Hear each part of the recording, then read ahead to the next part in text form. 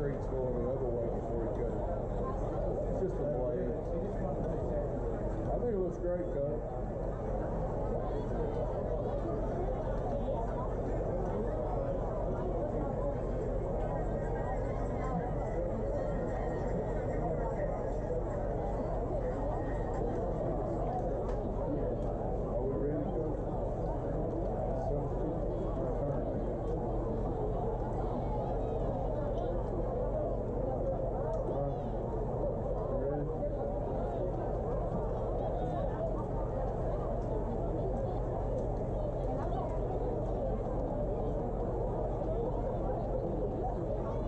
Good evening, ladies and gentlemen, and once again, welcome to Sammy Howard Field here on the campus of Glenwood School. At this time, will we please rise as we have a prayer and the playing of the national anthem. Gentlemen, if you'll remove your hats, please, let us pray. Dear Heavenly Father, thank you so much for this day. Thank you so much for this opportunity that you give us to play this great game of football. Dear Lord, we ask that you be with us tonight, keep the players safe, let them have great sportsmanship, let them play for their schools as hard as they can play. Be with everybody involved tonight, let them have great sportsmanship and have fun at a high school football game. Dear Lord, thank you for who you are and what you mean to each school and their communities. Let us have a great night. It's in your name we pray. Amen.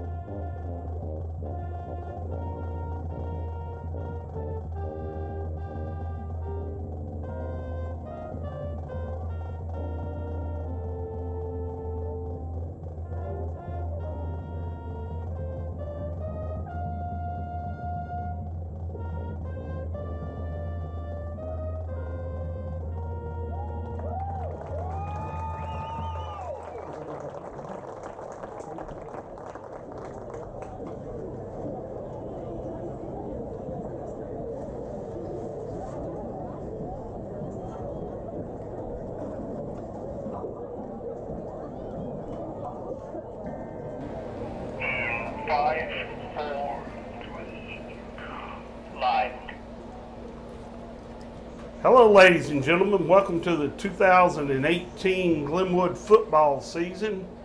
We are starting here in the swamp with our first home game against Deerfield Windsor from Albany, Georgia. As the captains go out for the coin toss in the middle of the field, we've got number 7, Tater, Nathaniel Trupet. We've got number 6, Bryce Valero. We've got number 1, Randy Bell. And we got number 3, Justin Jackson for the Glenwood Gators. And for Deerfield, we've got number 18, Davis Lawrence. Number 20, Garrison Schrecker. Number 21, John Kohler Logan. And let's see where the toss goes.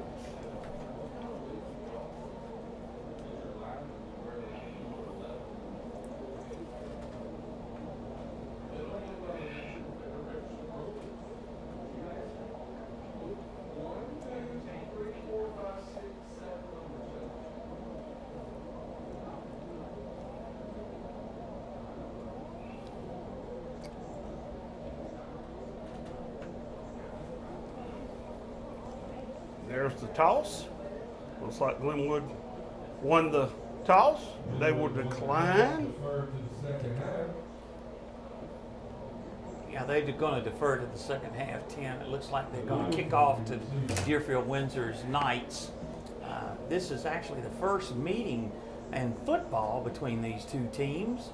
They have met on the fields of play in baseball and several times in basketball, but this is the first time ever that Deerfield Windsor's teams come here to play Glenwood for football. So it's going to be new for both teams, I guess. Yeah, it's a good way to start a season off with a new tradition.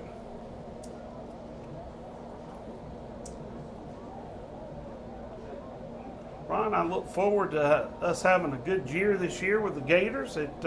Talked with Coach Gibson earlier before the game, and of course he was excited about the improvements from the first game to the second game last week down at Lakeside. Said there were some areas that they needed some improvement on from last week's game, and he was hoping that that comes true tonight. They worked on those things during the week, and he felt like the boys were really receptive, listening, and applied those instructions during practice. So we'll see if they apply them during the game tonight. Well, I also talked to Coach Gibson since I write for the Citizen, and he said that this would be a different team from last year. You know, last year they threw the ball a lot and spread it around, but those two fine receivers they had last year graduated, and that, I'm sure you could hear it over the microphone. That was the voice of Dusty Perdue, who is the voice of the Gators here at home. But it looks like instead of a passing, it's not that they do not pass, but they do focus on the running attack this year, and that will be something that we will watch and see how many times they do actually throw and how many times they run. Coach Gibson said that he'd like to see put 250 yards on up for their team rushing, and if they did that, they would be in good shape. Well, Ron, one thing he expressed to me to be looking for is looks like we're going to run a little speed offense, hurry up offense, and he expects to run a play every 9 seconds. I guess trying to get the opponent off guard. We've seen that happen in the university level. And so a little different offense for Coach Gibson this time. He said this is the first time he'd ever run this style of hurry up, and so we look forward to see what they can do here with the inaugural first game of the year here in the Swamp. Got number 64, new kicker this year, Garrett Hall, be a 10th grader. Garrett's replacing some big shoes that we've had the last few years with Camacho. And the kick is off, and he kicks it pretty deep, back to the 5-yard line. It's received. It's out to about the 20, out to the down about the 32-yard line. So we'll start football about 32-yard line of Deerfield Windsor. That was Ashton Mann of Deerfield Windsor that had the kickoff return, and it looked like they had him pinned back, like you were pointing out, around the 20, but he somehow kind of got that corner and got several more yards out of that, but at least they did the job and stopped him before he got loose for a real long game. Sure did. So here we are. They're lined up at the line of scrimmage. Looks like they'll be running a pro offense. Run back, and they're back to pass. Number 15 passes it out to number 20. He catches it there on the 35. Picks up about 3 yards on that play. Maybe 4 yards. Just for you at home that are watching, know that there is no scoreboard tonight. Our scoreboard was hit by lightning, so we will try to keep you updated on the downs, the yardage, and the score during the game. Clock will be kept on the field, so we're going to play a little soccer here. Won't know what time is left. So they line up at the line of scrimmage, takes a snap, back, And it's a pass across the middle down to about the 53-yard, about the 47-yard line, just over the 50-yard line. That was Jack Kingberry that threw it to John Collier Logan, one of the team captains, and he made a good throw, but he let him a little too much as far as they're concerned. But as far as we're concerned, that was just fines because he stopped himself. That was a gain of 18 yards, by the way. And there's the snap. He hands off to number 22, but Randy Bell hits him, meets him at the line of scrimmage. He might have picked up a yard, but he paid for it.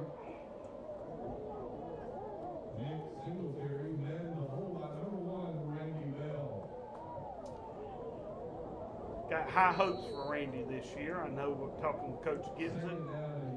Talked about how intelligent Randy was on and off the field and his athletic ability, and one of the leaders here on this defensive squad. So. And Mr. Singletary, the ball player, met him very well, I think. Yeah, he did. So we are back at the line of scrimmage, and Kingsbury takes a snap, and we've got him rushed, got him in a hurry, but he gets it off. And his reception is down around the 31-yard line, brought down by a host of Gators.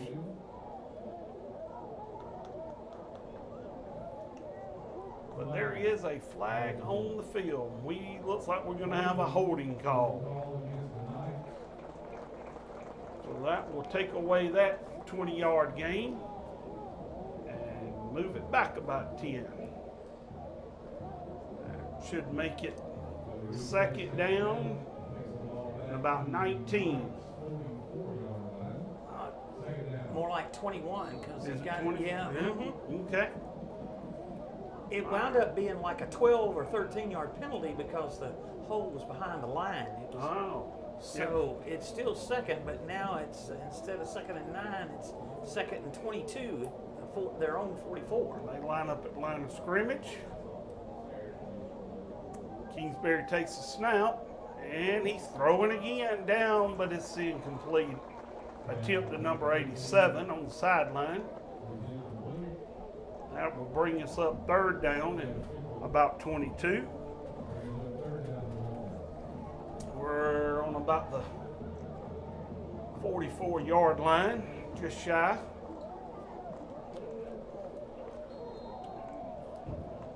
And I'd be willing to bet he's going to throw it again here, Ron. I believe you're right. I do know that Coach Gibson did say that both 20 and 21, they're tall, they play tight and split ends, that both of those guys have potential college. Oh, I think we intercepted it. No, it's called incomplete. Oh, my goodness. Yes, they did. But it was number 10, Jacob Harper, on the play there. I thought Jacob had this interception around the 35-yard line, but we'll take it on the punt here. It's going to be fourth down. 21, 22 yards to go, real long. The only thing I can think of is maybe the ball hit the ground, so he called it incomplete. Knights are back to punt. Takes a snap. And he gets it off, but it's a bad one, folks. It goes straight up. And it bounces back. And it looks like it's hit down by the Knights around the 47-yard line. That wasn't even past the first down. So the Gators get to start in the Knights field, in the Knights side of the field on about the 47-yard line. A whopping 3-yard punt. That was actually better than the interception would have been, Ron. That's true. Absolutely. Sometimes you get a gift and you don't realize it. Well, let's see. We've got quarterback here for the Glenwood Gators would be number 6, Bryce Ferrero.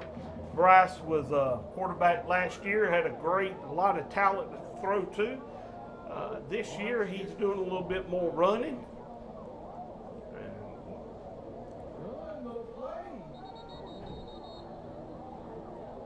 And we've got a whistle on the play. We got a delay of game. And that's going to back us up for 5.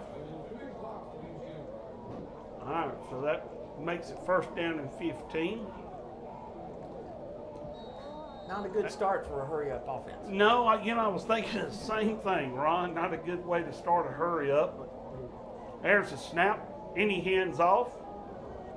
Don't look like we got to go very far, though. It was Lawrence Vincent was the ball. Lawrence Vincent, number 7, gets it back to the line of scrimmage.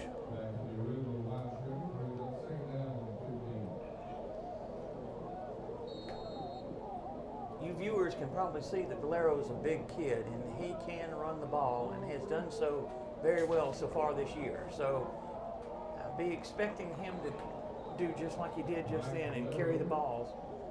He did carry it that time. Bryce carries it out about 1.5 yards. It's on about the 49.5-yard line. I believe Bryce carried it 25 times last week against Lakeside. He's, as you were saying, he's a big kid. I think he's actually put on a little size from last year.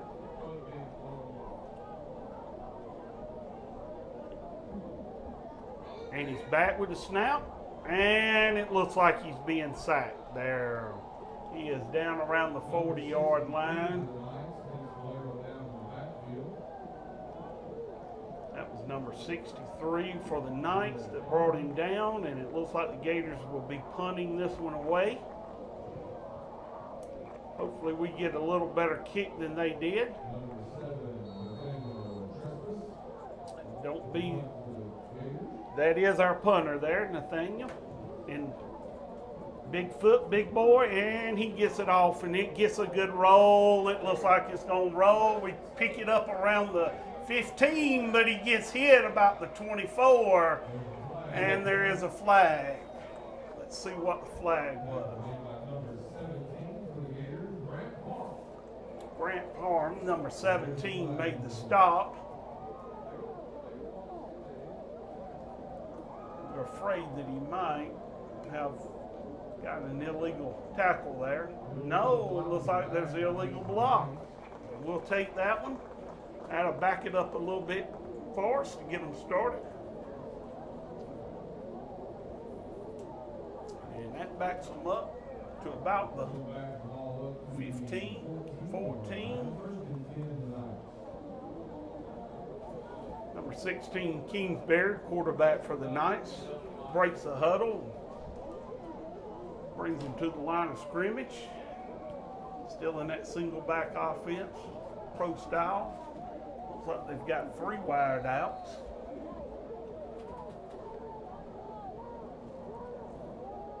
And he hands off, number 25. He takes it outside, side steps one, but he's brought down. Looks like he picked up about 5 yards. Somewhere around the 20-yard line, just shy of it. That was Will Plowden for them. That was the ball carrier. It looks like he got it to the about. Well, I'd say we'll give him 4 because or 5, I guess, because he did get there. So it's 2nd and 5 now. Kingsbury brings them to the line, and there's a snap. He's back to pass. It's a quick pass out in the flats, and it's caught, and he picks up a little extra after their initial contact. He gets it to about the 32-yard line. No, they're going to put him down shy of the 30. He must have stepped out before he was brought down, so he's going to be shy of the 30.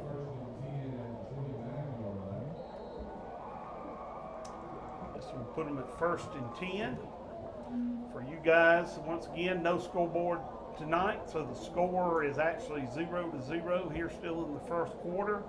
Time is unknown, and we hand off to number 21, and we run him out wide, and we force him out of bounds. And he steps out about the 32, 33-yard line. Crisco forced him out on that one.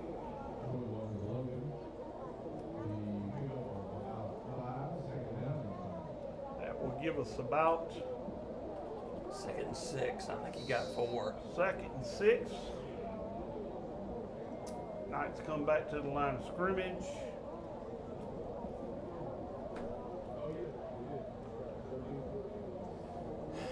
And Kingsbury takes the snap and hands off number 21, and he has found a hole. And he's still up and running. We've got a host of Gators that bring him down. That's Logan again, John Collier Logan. And Randy Bell finally got in and helped bring him down, and Logan started that initial tackle. That will give us a first down and 10 on the 45-yard line. That was a gain of 22. That was a pretty big run for them.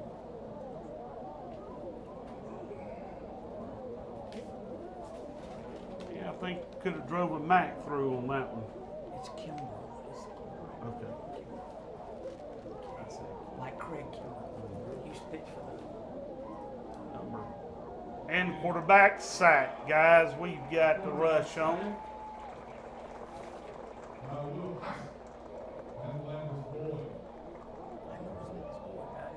Number 2, Boyd was the first one there. He lost 9. They get 9-yard loss. That was It'll be a 9-yard drop. We'll make that second down and 19. Knights come back to the line of scrimmage. I got a gut feeling they're going to throw the ball again, Ron. What do you think? I think you made a good call there. Looks like we offsides here on this wideout, but he throws it deep, and it is incomplete again to number 87. Hit him in a bad spot, right in the hands.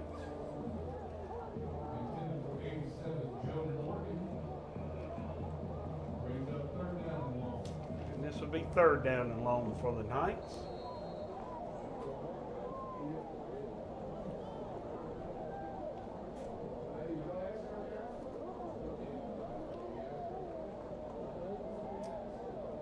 Quarterback Kimbrough brings them back to the line again, and be third down and about 19. And there's a snap. He hands off to number 21, gets it back to about the line of scrimmage a little bit. Probably picked up about 10 yards on that carry.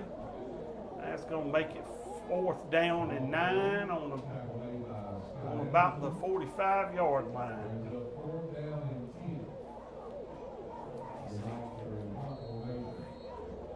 They gave him 9. They put it back to the 45. I thought he had 10 too. But we've got Knights back to punt. Oh, and we get another one, guys. That one didn't make the first down either. But we are going to pick that one up about the 40-yard line. Looks like the Gators are going to get to start around the midfield again. Maybe we can do a little better this time. I believe Coach Gibson told me earlier, Ron, that they started, he was really scared last week. First 3 series, it was 3 and out. First 3 series, and he was concerned about that. And so we started last one, I believe, with a 3 and out. And let's see if we can't get a little better this time. Referees have called a heat timeout. And we have taken time out. Let's see if we can't find out how much time is left. well, it'll be less than 6 minutes because they stop it as soon as they get the midway point. So it's probably somewhere between 5 and 6 minutes left in the first quarter. Thank you there, Ron. Learned something new. We always get dependent upon electronics, and when we don't have it, we don't know how to figure it out sometimes. And you helped me learn how to figure it out there. Well, I think one of the things is they want to run the ball, and that what hurt last time was that first penalty on the first right. That is correct. So Gators are at the line of scrimmage, and Rice takes the snap, steps back, tosses it out to number 20. That's Cisco out there. Crisco. Didn't pick up very much. He might have got it back to about 2 yards is what they gave him there. Crisco will be one of the leading receivers for the Gators. We'll be seeing him more and more tonight. And we take the snap and keep it, fake a handoff. Rice runs it up the middle and off tackle there and picks up another yard or two.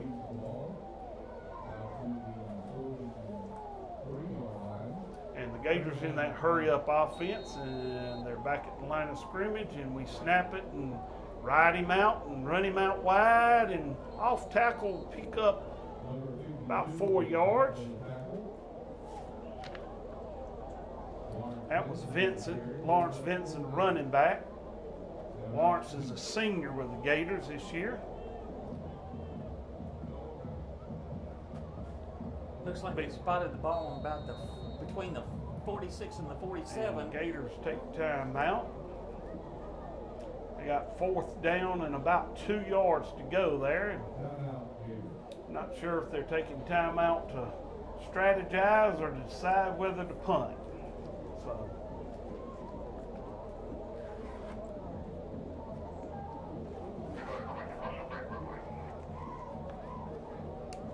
we'll be going to a commercial break here.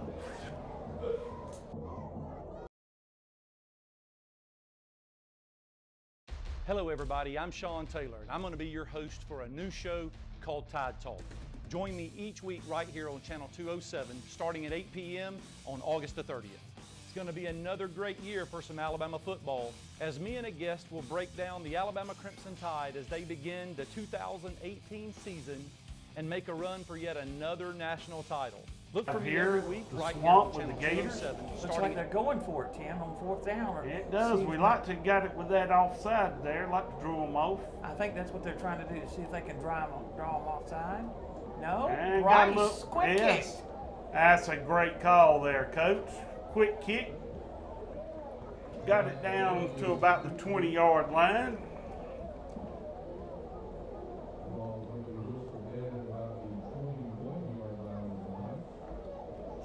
Looks like so far our defense has been our best offenses. We've kept them on their side of the field, on their side of the 50 down deep. And I must say, they've got one of the weaker, I'm trying to be nice here, kicking games that I've seen in high school in a long time. It's not very good.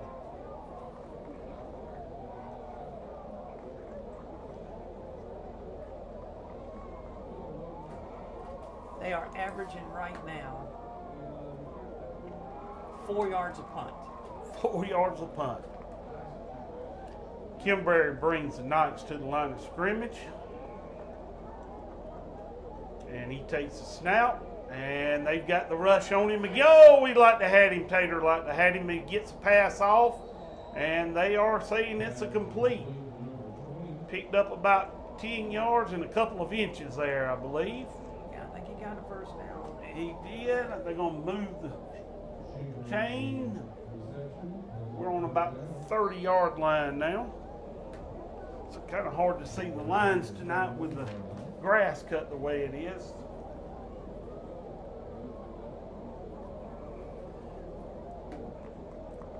Knights come back to the line of scrimmage.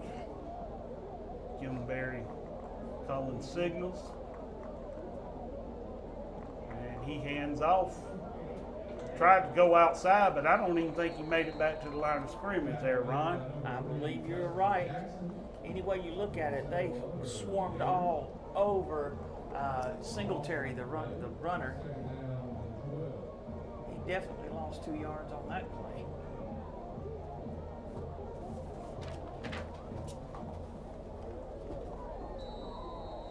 Thank you. I didn't know that. I couldn't tell what I wrote.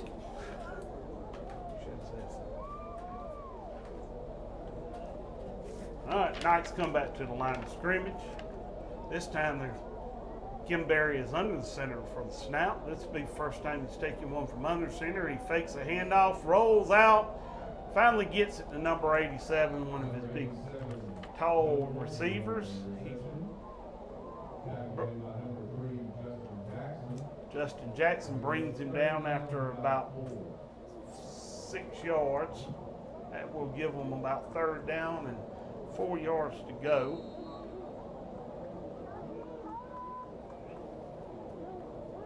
And it looks like they're going to go under center again. toss it, sweep out wide to number 21. Oh, he liked to have stepped through, but we tripped him up.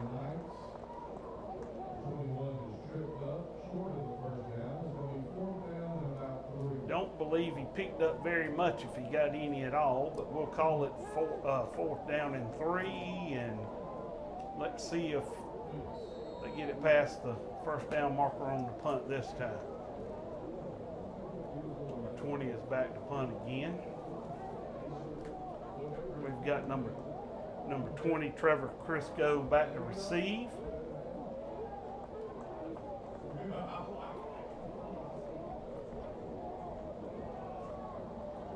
And we get the kick off a little bit better that time. It's still a little shank. Gets a roll for the Knights down to about the 35.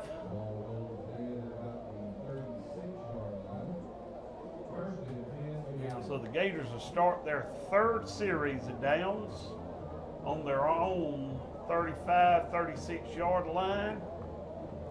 And they are already lined up, ready to go in this hurry-up offense. Got the chains moved and set. We should be getting close to the end of the first quarter now because both teams have had the ball some. So. Probably right. Oh, we got a bad snap and we drop it, and he is sacked. Valero is dropped for a sack on that one, but he did recover the ball. And pushes it back to about the 25-yard line. He lost 14 on that. Well, it's 2nd down and about 24 here. When we take the snap, we hand off, and we run wide, and we get a little room, and oh, he runs. He almost broke one man. That's a good run by number 14, Darryl Mon, junior for the Gators. That will give us a 1st down, and they'll move the chains. Once they get the chain set, we'll snap this ball pretty quick, it looks like. And we hand off to Mon again. He tries to push it outside, and he breaks one. Oh, he's got one man, and he's got one coming up on his side. And, oh, he's pushed out of bounds, but he's not brought down. Darryl Mon makes a man run that time down to about the 15. He is inside the 20. I agree. He's down to the 19. That's another 1st down. That is a big. First he got 24 yards, and after that one, he's got 36 on that. So that's fine running by his best game so far. He ran that one with a little authority, Ron. I agree with you. He made the last couple runners pay for a couple things. So here we go. Let's see if we can't punch this one in here, guys. Oh, we've got a missed play, got a broken play, and Valera's going to try to get it back to the line of scrimmage. And we're going to be close to the line of scrimmage. Looks like the running back went the wrong way. We always have to assume it's running back because the quarterback calls the play. He should know which way to go.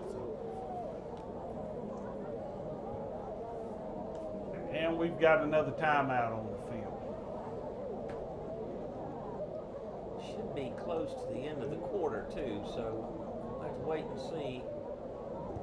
If we can get the time, we will let you guys know.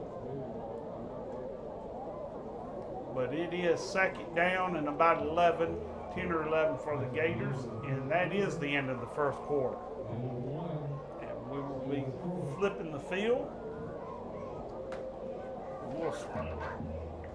And we go into commercial break. We'll see you shortly.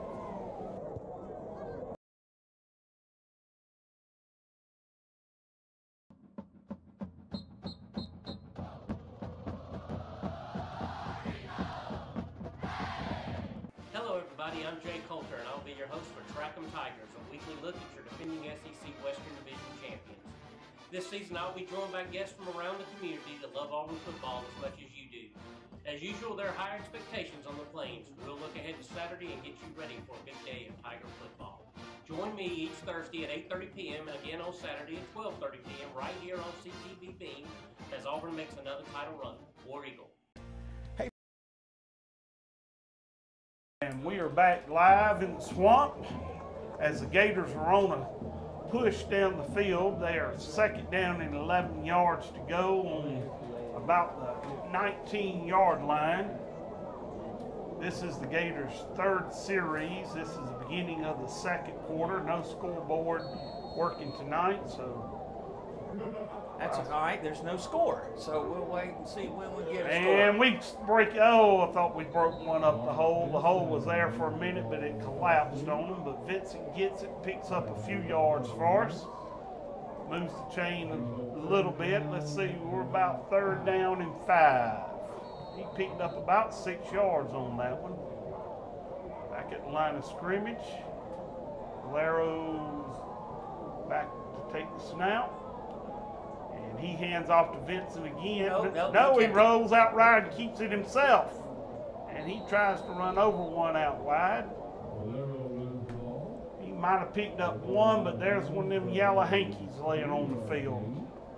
Let's see what the call is.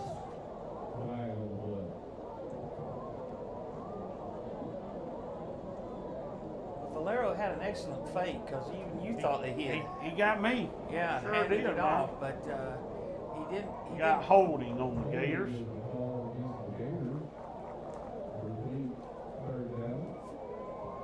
And I promise you, the way that Glenwood is gashing them with the run, they are definitely going to take that penalty. And that'll make it about 3rd down, 15 or 16. Looks like it's about the 26-yard line. Still in the spread formation. Valero takes the snap, drops back to pass, got the rush. It's a screen up the middle, but Crisco gets away. And we get out of bounds. Don't pick up as much as we wish we could have, but down to back to about the original line of scrimmage, it looks like. About the 20-yard line or so. So that brings up 4th down. And we're going to bring in the kicking team, but this is going to be the field goal kicking team this time. As I said earlier, we got a new kicker, Garrett Hall, number 64, 10th grader this year. And let's see if he can start this one off in the Gators with a good kick. Snap, it's up, it might be. It is good. So the Gators are on the board first. Even though there's no score on the board, we'll call it 3-0 for the Gators here early in the second quarter. I think he gets officially 39 yards because you have to add the 10 of the end zone, so that's a 39-yard field goal. His second field goal of the year, and it was an excellent kick. Sure was. Just about split the uprights. Just barely got through, but it counts for 3. And the Gators were on the board first. And I'll tell you, Ron, I don't think we expected to be doing so well against this team. I think there were some expectations for this team to be a little stronger at this point. But look, Gators must have listened well this week. Well, that could be. I know the Knights were actually ranked in the number 3 in the state, if I'm not mistaken, in their classification. And Glenwood seems to be this year getting a lot of ranked teams every game. Even Lakeside, you follow the beat, started the season at number 4. That's correct. And Morgan is defending state champions, the ones they lost to in the first game. So it's just going to be one of those years where you have to play strong competition. And there goes the kick. Hall kicks deep down to about 15 or 20. It's received by number 20. And we've got him down about the 31-yard line. So the Knights that start their next series on about their own 31-yard line. Once again, the Gators have not let them cross the 50-yard line yet.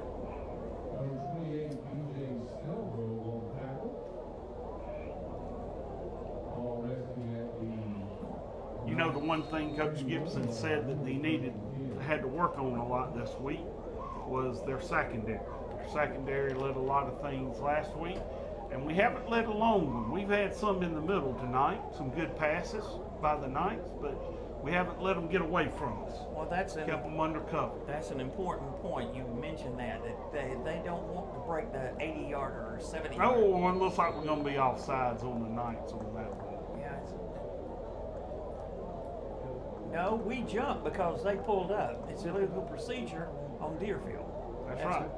So that certainly Glenwood will be happy to take those 5 yards. Right.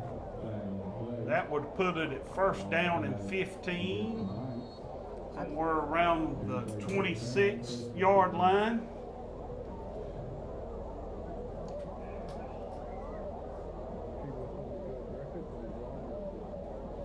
Number 16, Kimbrell, will be bringing them to the line of scrimmage. Ron's finally got me straight on this name over here, so I apologize to any of you Deerfield Windsor fans that are watching us online screaming. It looks like we're going to have another timeout by the Knights.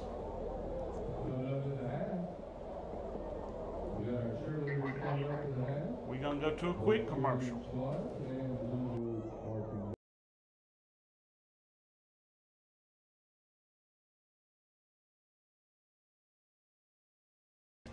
Hey folks, I'm Bear O'Brien, and over the last 40 years I've been able to share my mornings with you on radio, and I've also been able to share my inspirational message every morning. It's a chance for me to share my faith with you.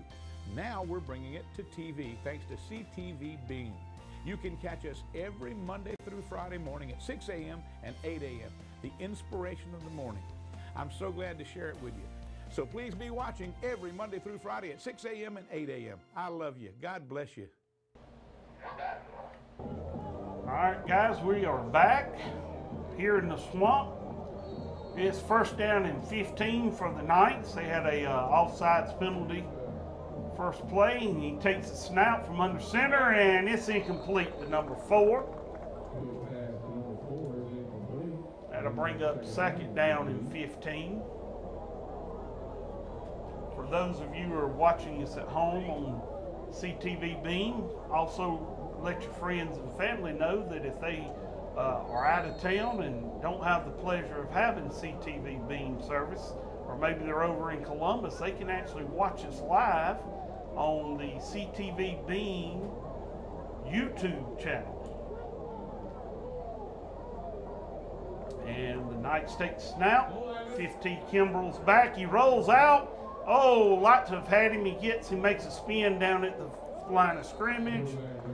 And he seemed to pick up about 10 yards on that run. It's going to make it about third down and 5. Maybe a long 5.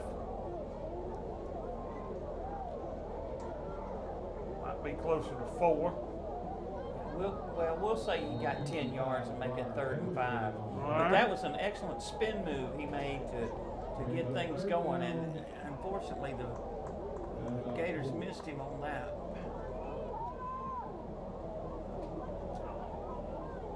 So the Knights come back to the line of scrimmage. Kimball's making the signals, and he takes the snout wide. He throws it back in the middle again to number 21. Another reception down around the 47-yard line. That will be a first down for the Knights.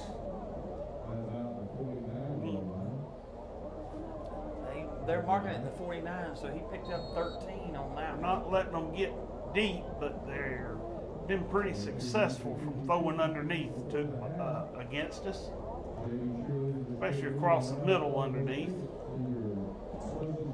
But I bet you Coach Gibson figures something out to stop that.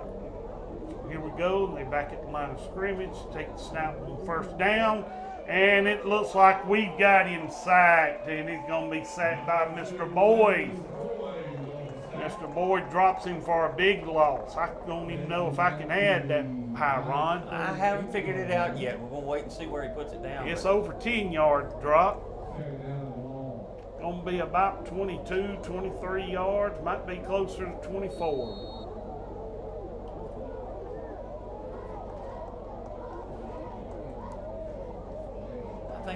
right. It's 2nd down and 24. I think he lost 14 yards on that. Just looking at where they 2nd down and real long here. And I got a gut feeling I know what play they're going to throw. They're going to throw a pass. And he takes a snap and drops back, and he throws it. There again, he throws it number 21, and they pick up a 1st down on that one play. Picked up about 24, 25 yards on that reception.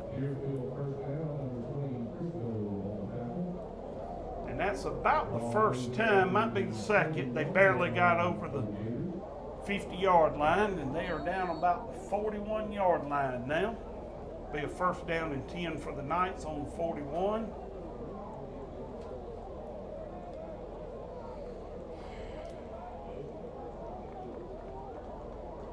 And he's back to take the snap again.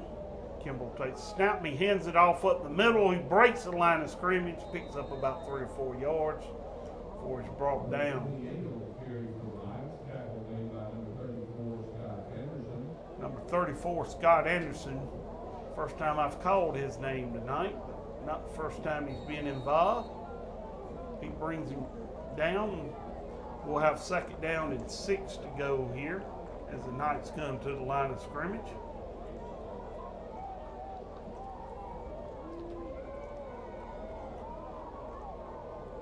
Kimball calls the signals, takes a snap, he hands off again back up the middle. Number 28, and he's carrying a few Gators down, carries them down to about the 25, 24-yard line. And that will be another 1st down for the Knights.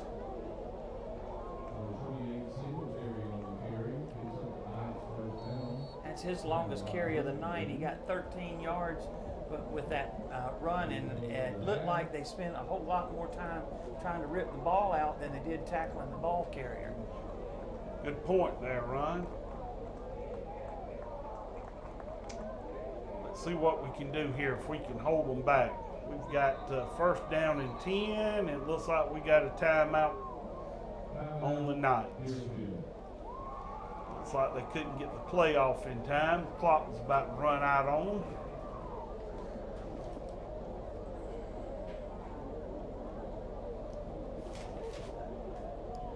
For you at home, we are still in the 2nd quarter. The score is 3-0. Gators lead the Deerfield Windsor Knights by 3-0. I think both teams now have 2 timeouts left. I believe Glenwood called one to just prior, where they on that 4th down play. That's correct. And so that would, other than the heat timeout, I think that's their first official timeout. So each team should have 2 left before the half.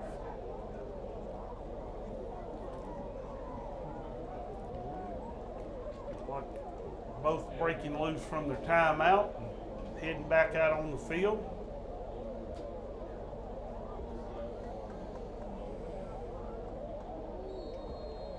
Deerfield Windsor will have it 1st down and 10, about the 24-yard line, and he takes a snap, he fakes a handoff, and he throws it out wide, and we've got a little miscommunication, so incomplete pass.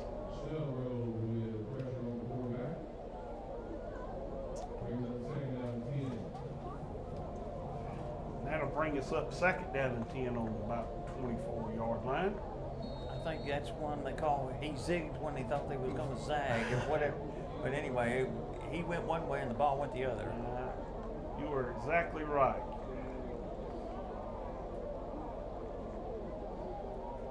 Kimball brings them back to the line of scrimmage. Has them spread out wide, all 4. He takes a snap and he tosses it out in the flats, but that one's going to be incomplete.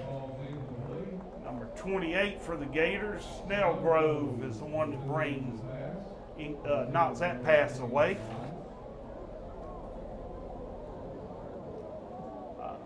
Had a lot of good comments from Coach Gibson on Snellgrove. Snellgrove is an underclassman, only a 10th grader. He's about one of those that Coach has some high expectations for this year and for the future. Knights come back to the line of scrimmage. It's 3rd down and 10. He takes a snap, and we like to have had him on that one. Felt like we should. He got away, and it's a touchdown deep in the end zone. Number 87. We let him get away from us. Deerfield goes up on the scoreboard, goes up 6-3 on the Gators.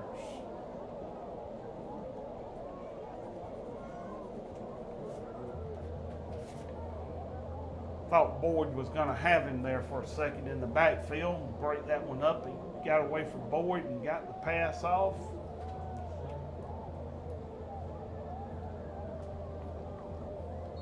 Deerfield lines up to kick the extra point.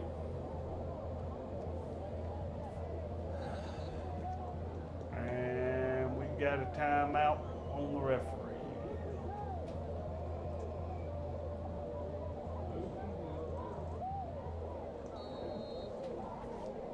Number 10 for the Knights.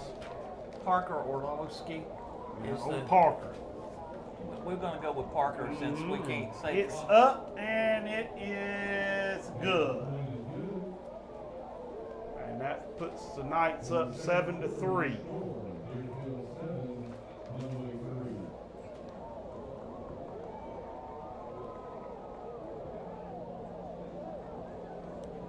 Well, 87 ran a wheel route, and it looked like for a minute that number 2 for Glenwood, Alandis Boyd, was going to tackle Kimbrell for a loss. Kimbrell got around him, and it put him wide open on the wheel route, and then next thing you know, it's a 25-yard touchdown. If you notice, our number 3 linebacker was actually having to cover number 87. 87 seems to be a couple inches over 6 foot tall, and I don't think that Mr. Jackson, Justin Jackson for the Gators, was quite as tall, and lost him at the end of that pattern. Let him get open, made a good catch and a good throw by the Knights.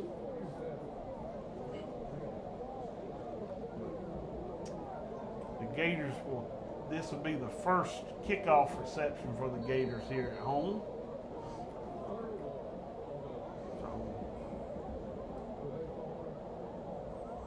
Number 10, Parker, comes up to kick off to the Gators. We've got Crisco back deep to receive. And it's going to skip and a hop, and Trevor's going to pick it up and field it. And he takes it straight up the middle and gets a little bit of yards, gets it out to about the 35, and that's not a bad spot to start.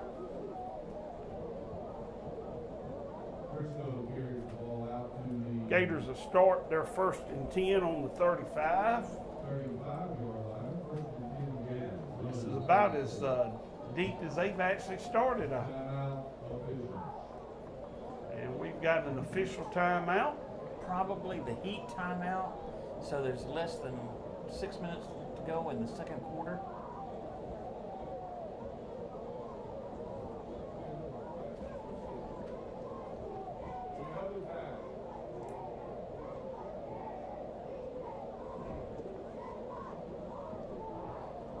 Now, since we're not on commercial break, I wanted to mention that I know we've talked about that they were going to run a hurry up, but it looks not so much a hurry up rather than a no huddle. It doesn't seem like there's a lot of hurry per se in the offense. They are going no huddle, and it has certainly helped. Daryl Mon has had his best game carrying the ball this year so far, and Vincent's had a couple of nice runs too. So it's not necessarily so much hurry as it is no huddle, but hopefully they'll just keep blocking with that big line. You feel like they're going to get some opportunities. You know, that line, you look there at number 70, as we call him Tater. They say Tater is about 6'5" and about 320. Got several low. We're going to have a flag on that play. You got a lot of movement on the Gator side. And that's going to drop us back 5 yards and put us at a 1st down and 15.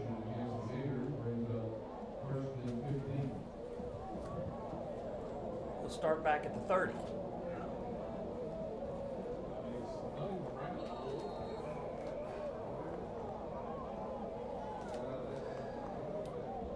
And sweep it out wide. There we go. We've got it. Oh, that was a good run down to about the 42, 43 yard line. No, Lawrence Vincent picks up a few yards. Got about 12 on that one, it looks like, Ron. It sure is. So it's We've got 2nd and 3, and we got a quick snap. Got a fake up the middle, throw it out wide to Crisco. Crisco picks up the first down and a little bit more. He's down over the 50-yard line, down to about the 41. And the Gators will start 1st down and 10 again on about the 40, 41-yard line. As Ron was saying, hadn't had a hurry offense, but a no huddle, and looks like we might be picking the tempo up on this hurry offense. And we pass it back out to Crisco to the left side. Crisco slows up, and he's brought down around the 35.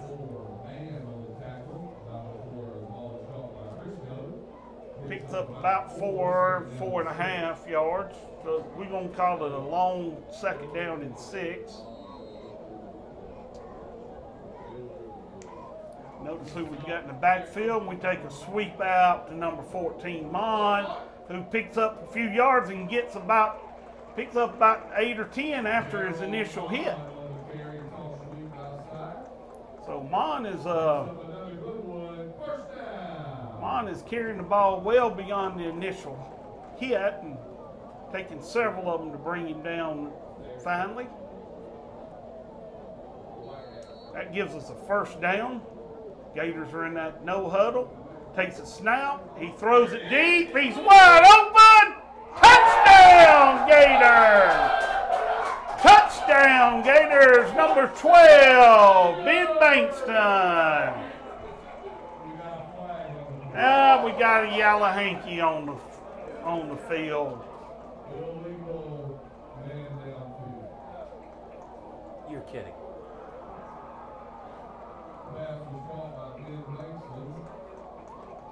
Looks like that one's going to be brought back. Oh my goodness. We had an illegal man downfield. Good job, man.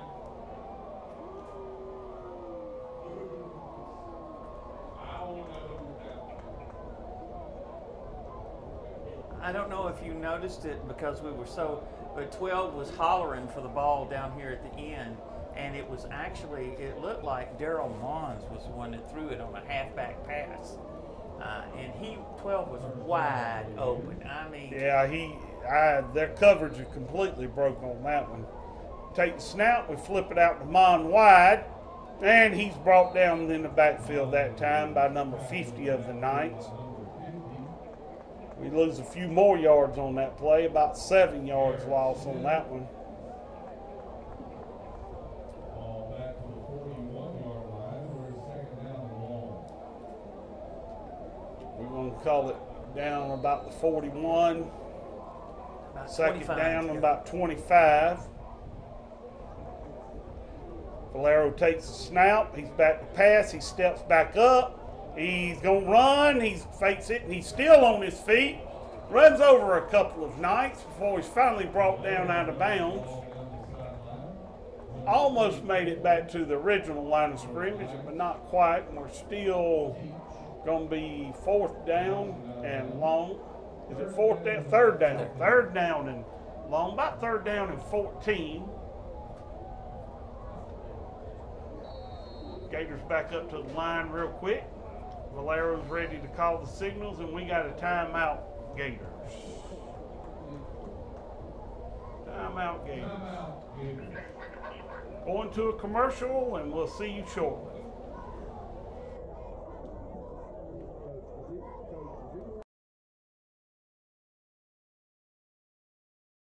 Hello everybody, I'm Sean Taylor, and I'm going to be your host for a new show called Tide Talk.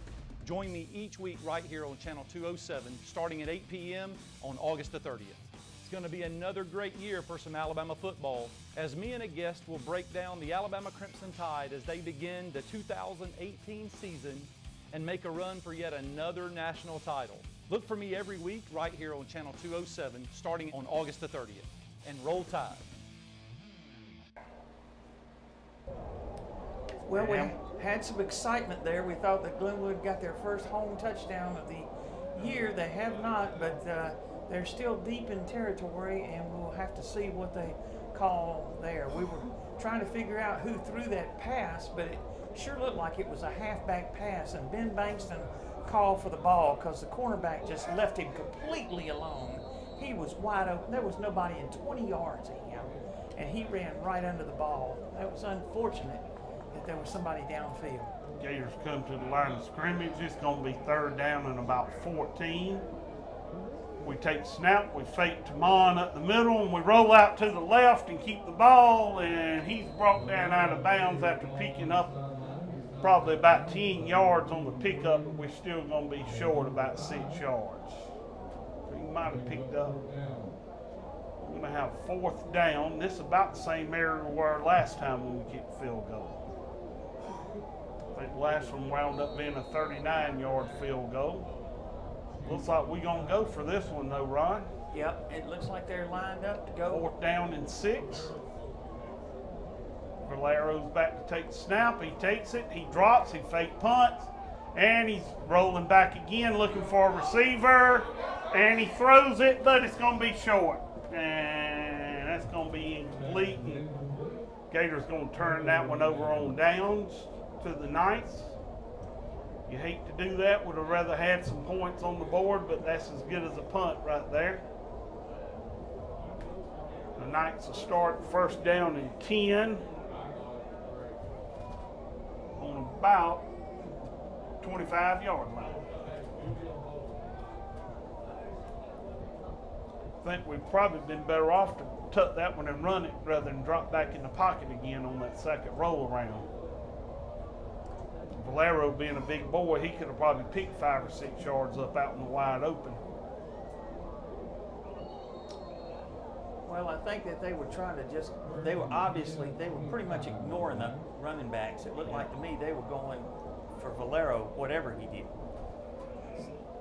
Knight spread out wide, drop back to pass, and we got a deflection. Mr. Boyd gets his hand up on that one. That'll bring up 2nd down and 10 for the Knights. Tried to throw that one out to the flats. Mr. Boyd come in with his hands high and slapped that one away.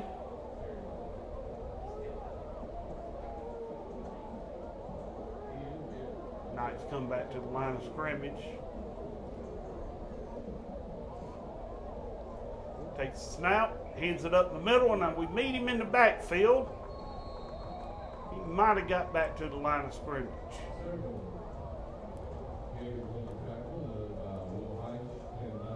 That's the first carry of the game for Gleaton Jones. That's who had the ball.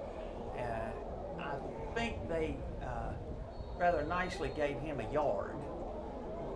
But looked like to me, he really didn't gain anything, but they did give him a yard based on where the yard line and marker is. Ron, it looks like they're going to have 3rd down and 9 on this one. Quarterback goes under center. He's only done that a few. Makes a sweep out to number 21, who gets met there by the Gators after picking up 2 or 3, but he's still moving. And he picked up about 4 or 5 yards off that run. I think he got all of them after initial contact. So we're going to have 4th down and short here, about 4 down and 2 yards to go. And the Knights are going to drop back to punt again.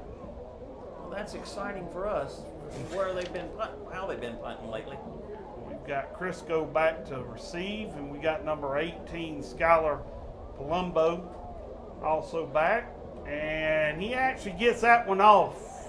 That's a pretty good kick. Crisco catches it back on about the 25, makes a move here and there, ducks his head, brings it down. He's finally brought down about the 37-yard line. So the Gators will start their next series of play on the 37-yard line.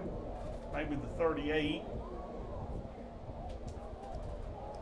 You know, he's done one thing. That's 2 times I've seen Crisco do that, and I think that's really more should do that. Instead of juking around, he sees the hole and he hits it. And he got a 20-yard return on the kickoff and a 12-yard punt return. And both times he didn't fool around trying to be slick. He saw the hole and hit it, went straight up through it. And that'll give you positive yards, I think, every time in high school ball. Yeah, most definitely. Here we are. We've got 1st down and 10 on about the 38-yard line for the Gators. And we're calling timeout. Gators call a timeout. Something didn't look right for Valero. We're going to go to a commercial break here. That may be the last one.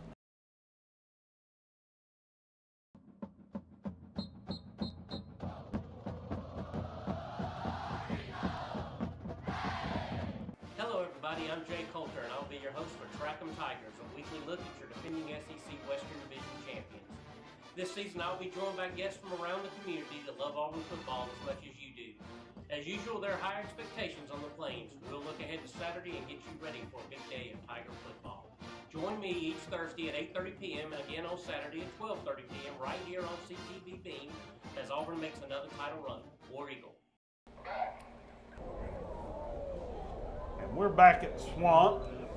Gators here in the 2nd quarter, probably less than 3 minutes left. We don't have a scoreboard tonight, so time's being kept on the field. We know we're beyond the 6 minute because we've had the heat timeout for the 2nd quarter. And the Gators come up 1st down and 10 on the 38-yard line. And Valero takes a snap, hands it off to Lawrence, and Lawrence hands it back off, and we throw another trick play. And Ben Bankston kicks it again. Ben gets it down to about the 25-yard line. Might be about the 26. That was a pretty good throw by Bryce Newman, the backup quarterback. Was handed off on a reverse play. 37-yard kick pickup. That's pretty good near the end of the half, wouldn't you think? 1st down and 10. We flip it back out to Crisco out wide. Crisco's going to run this one hard, and he gets brought down from behind. Maybe about the 15. So we got 1st and 10 Gators on their on the 15-yard line, and we take the snap. We throw it in the corner, but we've got a whistle.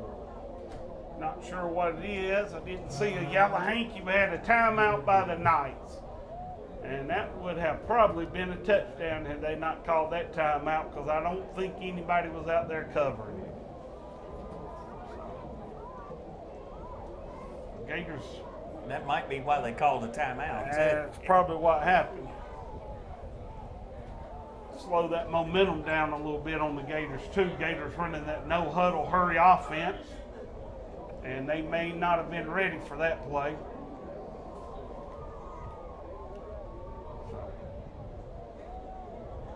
It is 7-3 Deerfield over Gators right now, late in the 2nd quarter, right before halftime.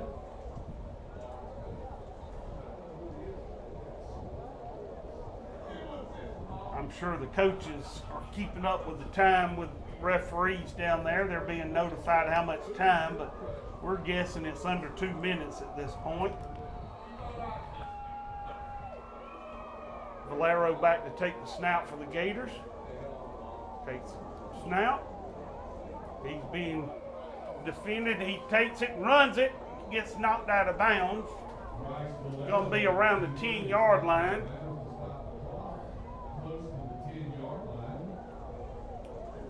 Picked up about 6 yards on that one. We're going to call it 2nd down and 4. And we can't tell, but it is actually raining on the field. That right is now. correct. We got the snap. Run it, Valero. Run it, Valero. And we got a yellow hanky. Valero runs it wide. Would have had a touchdown, but looks like we're going to have a holding call. thrown in the backfield vicinity of the Gators. Looks like it's going to be holding on the Gators. So draws back a 7-point or 6-point touchdown and going to drop us back.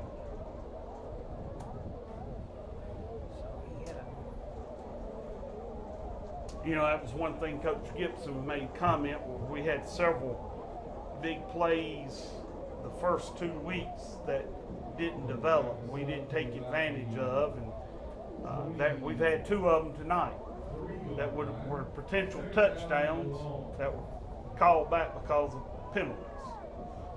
Well, it's part of the game, so you have to just keep Gonna going. be second down and about 17.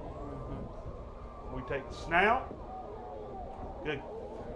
And we throw it in the corner, and we go! We got a flag, and I believe that's going to be interference on the Gators. Looks like our receiver actually gave a little push. Mason Hurd may have gave a little push to help seed that one.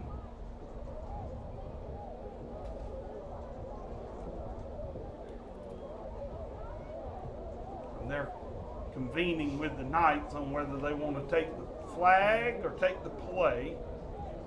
Play would result in a down, move us to third down and long, about 17. But instead, they take the penalty. Going to be pass interference on the Gators. And that'll bring up second down, which, tell you, Ron, I think we'd rather have second down and long than third down and long. Well, they're back to the 39 now, so we're back longer than I can count, Ron, but we're going to call it second down and real long. Valero takes a snap. We've got a rush. We've got a screen play out wide. Vincent takes it down to about the 30-yard line. Picked up about 10 or 15 back off that one. Gators going to have this one third down on the 30.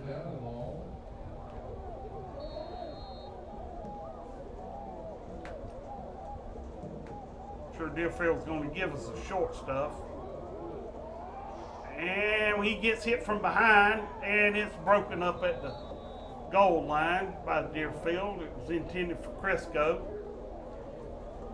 That's going to bring us up fourth down and long. But we have a flag.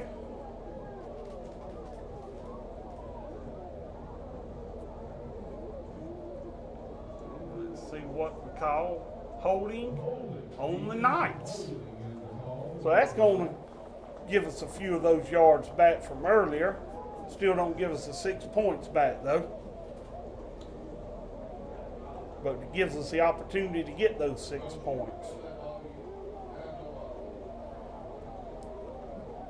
So we're getting back closer to where I can count. It is third down and about 14.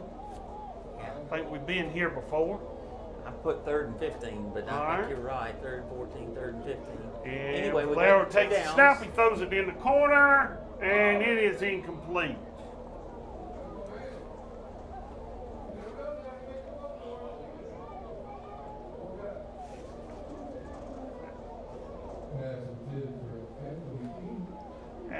That pass was intended for senior Anthony King, number 85 of the Gators. I don't think he could have gotten that one. It was thrown kind of to the corner and out of bounds. But it was also thrown to where only he could have caught it, hopefully. And we're going to kick us a field goal here again, Ron. We're going to go for a field goal. Gators got it fourth down and 14. Got number 64, Garrett Hall, back in to kick. He is he's up, and I think he made that one too. No good, off to the left. Looked like when it come off his foot, it headed, but I think it tailed off. Gators are still down 7-3 to Deerfield Windsor here tonight. Shouldn't be but a few seconds or less than a minute left in the quarter, hopefully.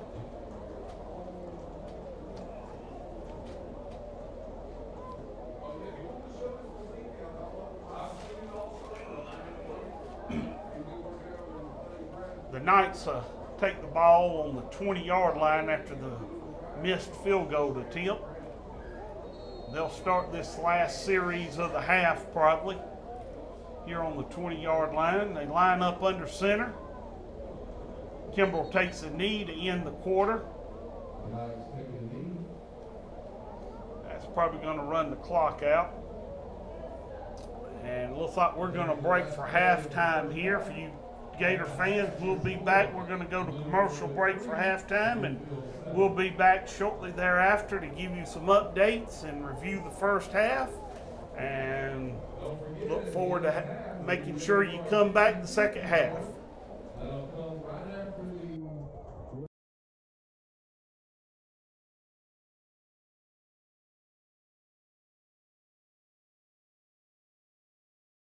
Hello, my name is Joshua Harp with CTVBeam, and in this instructional video, I'm going to show you how to troubleshoot your source or video input with your TV and remote. So sometimes, even though your TV is properly hooked up, you may not see live channels. This may be because you've switched the input or source of your video feed by accident. With this HD or DVR box remote, the video input is located on the top left.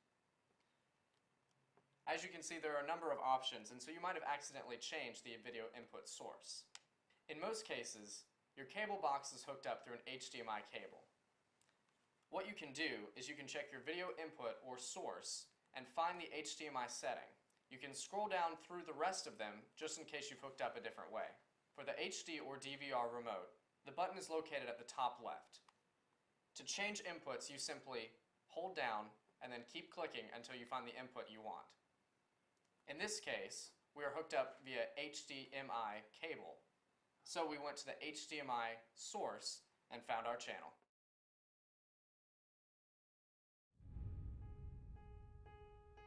Problems. The ones most people turn their backs on. The ones nobody wants to talk about. The ones that seem impossible to solve. We go looking for them. We find every dollar we can to address them. But we are more than the fundraisers. We are the hand raisers, the game changers, the stop talking, start doing, band together and take on the impossible task crusaders. United, we tackle early grade literacy. United, we break the cycle of poverty to gain financial freedom. United, we confront obstacles to effective health care. United, we stand up for youth with no support. United, we battle the threat of homelessness for those in the Chattahoochee Valley. No matter the obstacles, no matter the odds, we unite around our community's biggest, most complex problems. And we take action. We advocate to improve lives. We advocate for Casey. We advocate for Lee and Stephen, Malcolm and Judy. We advocate for those who need a voice, and for those whose names we do not know. United Way of the Chattahoochee Valley advocates for the health, basic needs, income, and education of every person in our community. Because change doesn't happen alone. Hope isn't a one-man band. We have one life to live better, and together we win. Together we live. United.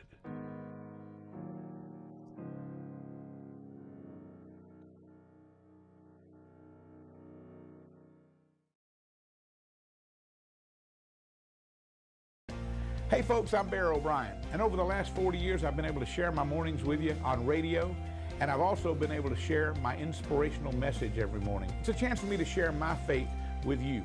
Now we're bringing it to TV thanks to CTVBeam.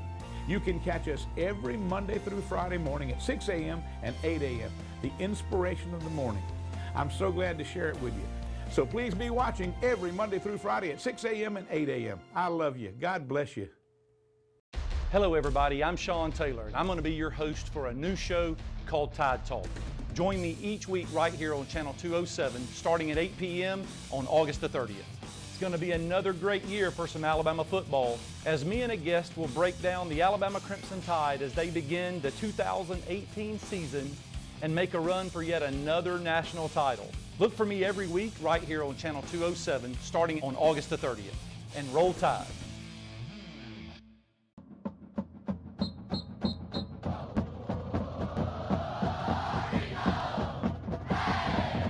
Hello everybody, I'm Jay Coulter and I'll be your host for Track 'em Tigers, a weekly look at your defending SEC Western Division champions.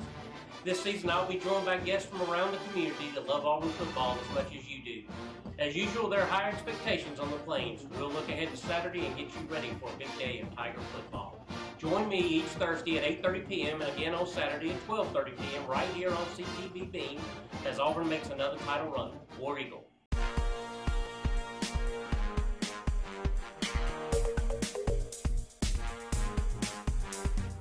I'm Cassie Kyle, I'm a senior, and I'm a libero. I'm Ella Cummings, I'm an outside hitter, and I'm a senior. I'm Morgan Grant, I'm a senior, and I'm a middle blocker. Hi, I'm Claire Mitchell, I'm a middle blocker, and I'm a senior. I'm Sophie Wilkerson, I'm a senior, and I'm a right side / DS. I'm mainly looking forward to hopefully making it to state, getting revenge on some enemies we made last year, bonding with my fellow teammates, and just growing as a team and getting better and playing the sport we all love. I'm just looking forward to seeing our competition and seeing how we do and how we grow as a team this whole season. I can't wait to make it to state, hopefully. I can't wait for the season to grow as a team and just bond and get better and just get revenge on McAneese from last year. I'm looking forward to beating Edgewood. I'm looking forward to hopefully making it back to state and winning state championship for our last season together. I love playing volleyball in general, but I love my Lady Gators who play for Glenwood. Doesn't get much better than this. Yeah, I just love volleyball as a sport in general, but playing for Glenwood just makes it all that much better. So I just love the team and I love the coaches and yeah. I love playing volleyball as a Glenwood Gator because I get to play with all my friends and I'm always here. So I love volleyball and these guys and our coaches. I just love everything about it. I love playing volleyball. It's just the best ever. My coaches, they're crazy, but I love them. Wouldn't train for the world, pretty great. I love them a lot. Thinking about this for like the past 2 years. Yeah, I don't think I could ever ask for better coaches. These are the best coaches I've ever had in any sport I've played. And yeah, I wouldn't trade them for anything. So I love my 2 coaches because they've taught me so much over the past 2 years and I couldn't ask for anyone else. I love them. I don't even know how else to say it. I love them. I love our coaches. They push us every day in practice and in life in general. It's just, they're the best ever. Would probably choose the Taco Tuesday because I love tacos and I could eat tacos every day. That's all. I would choose the pizza because I eat pizza all the time and it's my favorite. Pizza, I love Italian food. Tacos all the way because they're like my favorite food. Tacos. Enough said. We're the Glenwood Gators and you're watching the Glenwood News. Go Gators! Go Gators! Hello everybody and welcome to another episode of Glenwood News. So today our 2 guests is the head volleyball coach, Coach Kayla Strength. And so Coach Strength, thank you for joining us. Thanks for having me. And we have the assistant volleyball coach, Coach Deanna Majeski. And so Coach Majeski, we thank you for joining us. And so even though it's still very early in the season, if one of y'all would give me a quick overview of how the season is going so far. We're really excited about this year. We're returning 5 seniors. Lots of talent we have. We've been working hard all summer. The girls played in a preseason tournament last weekend. Had a pretty good finish, pretty good day for us for going in and putting out several different lineups, not knowing what we're going to run with the rest of the season. The girls stepped up. They did a great job. We open up tomorrow here, our home tournament that we have every year. We're really excited. We're going to have 7 teams and lots of competition, a long day of volleyball. So we'll see if what we've been doing all summer, we can put it together and make something happen. And now, Coach Majeski, you were just hired this summer to coach volleyball and basketball, and from what I hear, you coached many years First of all, I'm going to ask you, where all have you coached before? I started my career in the state of Florida and then moved on into South Carolina. And then as my girls graduated and are now in college, looked for something a little bit closer to them and spotted Glenwood, and the opportunity came up. So. All right. And now, what seniors do y'all have returning this year? We're returning Claire Mitchell, Sophie Wilkerson, Morgan Grant, Ella Cummings, and Cassie Kyle this year. Okay, all right. Now, who do y'all think will be the biggest opponents y'all face as the season goes on? Usually we have in our area Macon East and Lee Scott, and they're two pretty big hitters, but this year Macon East was moved to the area opposite of us, and so this year Edgewood is in, and they're a very good team. We have a couple new teams in our area that we haven't seen before, but Edgewood and Macon East, Lee Scott, we've got a lot of good competition in 2A, so we have several different teams that are going to be pretty tough for us, but we're ready for it. Okay, all right. And now Coach Majeski, as long as you've been coaching, what are some like team achievements that y'all have made in the past with the teams you coach? Teams that I've coached before, I've been a part of? Yes, ma'am. Made it to district championship, regional championships in basketball, softball, 3 times state champions in lacrosse. So I'm across the board as an assistant and a head coach. Kind of been through it all. Okay, now what would y'all say y'all's biggest strengths are this year? I think our biggest strength is our team chemistry. We have a lot of older girls and a lot of younger girls and a couple that are in between, but the older have really taken on the younger and made them feel like they are a big part of this team, and they are. We have a mix of kids that play together, and when you have good chemistry, when they get on the court, they can make things happen. Okay, all right. And for both of y'all, what is it that y'all like the most about coaching? Me? We'll go with you first. Okay. I got this one. Well, he said both of you. Well, I started at a young age, and I think what motivated me was I didn't have really superb coaching when I was growing up, and I love sport, and I love the team and that kind of atmosphere that I was in. So I got into it and had plenty of mentors as I started to coach that did a very good job, and just to bring that to the table to help young people and not just in their sport, but after high school and moving on to college, whether they play or not, kind of motivated me and kept me in it. And then just all kinds of people that I've met and the opportunity to work with those people and become a better person myself. All right, and Coach Strength, now I'm going to ask you the same. What is it that you like the most about coaching? I'm kind of the same in that I didn't have strong coaching when I started playing, and I actually had one coach tell me that there was no way that I could ever play in college. I didn't fit the mold. I wasn't going to be good enough, and I just knew that that was something that I wanted to take with me when I did play in college, and I got out and I was working with other younger girls, and I was doing lessons and things like that, and I knew I wanted to coach. I wanted to be that person that saw something in everybody, because I think everybody has that opportunity depending on what they want to do. I just want to be that person that guides them in the best direction. And I love volleyball, but I think it's about more than that. Okay. Right. And now where was it you played in college? I played at LaGrange College. LaGrange, okay. All right. And did you play in college anywhere? I've never played volleyball in college. I did play volleyball. I played softball and basketball back in Gainesville at a 2-year school called Santa Fe College, and then went on into the University of Florida and had a knee injury and decided to go into coaching at that time. So I got hired back at my alma mater as I took classes at the University of Florida and started my career very young at the age of like 22, 23 as a coach. All right, now Coach, where do you think you're pulling your leadership from this year? Well, I've got 3 seniors, Sophie, Ella, and Claire, that have been with me since my first year here. This is going to be my 4th year. And they've obviously, like I said, been with me the longest, and they've really done a great job of stepping up this year and, like I said earlier, taking on the role of leading those younger girls. But you've got Cassie, who transferred in last year, was her first year here, immediate presence on the court. You've got Morgan Grant, who this will be her 2nd year playing, and same thing, she steps on the court and you just have an immediate presence, so there's kind of a calming sense to have those 5 kids out there with you. I know the younger kids feel it, and they do a great job of leading our team. All right.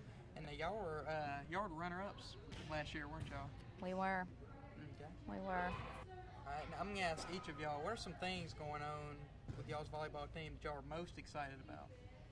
I think I'm most excited to see how our team's going to bounce back from the finals game last year. It was a heartbreaker, and we lost a lot of kids. We lost 4 key players, 5 seniors that we had that really made a difference in this team, but I really am excited to see how, like I said, these younger girls that we have step in, and they're hungry, and I think the seniors are hungry to get back in there and see what we can do. So I'm excited to see how we put it all back together and if we can get back to that point. Okay. All right. And now I'm going to ask you, what are some things you're most excited about? I would think just coaching volleyball in general and working with Coach Strength, but I'll be coaching the middle school team. And the middle school kids, I'm excited to see how they compete against other middle schools, because I've taught middle school for a long time. And so to see them compete, because I feel like we've got a pretty good middle school team. As for the JV, watching those kids grow and assisting her and seeing how they're going to fit into the varsity level, that's exciting as well.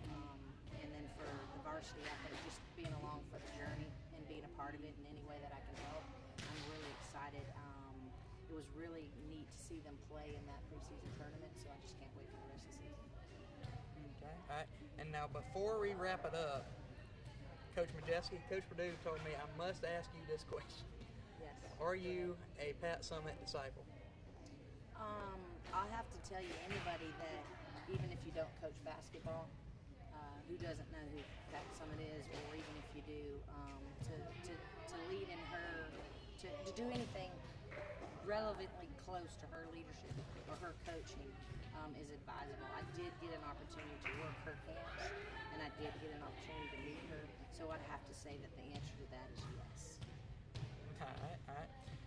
All right, so we're going to wrap it up for today. And so, once again, I thank y'all both for joining us. We thank y'all for watching. You're watching Glenwood News, CTVBeam. I'm Craig Coulter. We'll see you next time.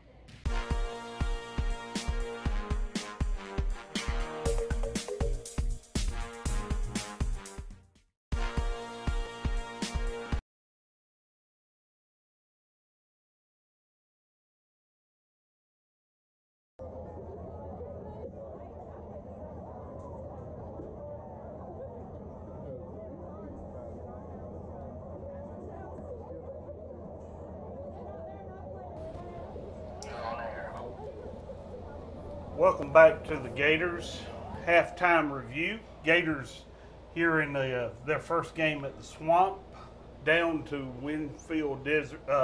Deerfield Windsor 7-3 here at halftime. We don't have a scoreboard, so we will try to keep you guys updated as much as possible. Ron is here with us with some stats from the first half. If you would, Ron, share with us some of the stats and run down on how things went the first half. Surely will, and thank you, Tim, for that. Again, I sure hope that people will read the Citizen. I write for the Citizen with the weekly wrap-up, and they do a great job with their pictures as well. So don't forget to purchase the Phenix Citizen Thursday with a wrap-up of this game. The main thing is that Glenwood's defense has made Deerfield Windsor one-dimensional. They have pretty much bottled them up as far as the running game is concerned. They've carried the ball 14 times and only gotten 50 yards as a team and for Deerfield. And one of those, John Collier-Logan, who's also one of their key pass receivers, got 22 of those yards on one run. So you take away that, and pretty much the Knights are not doing.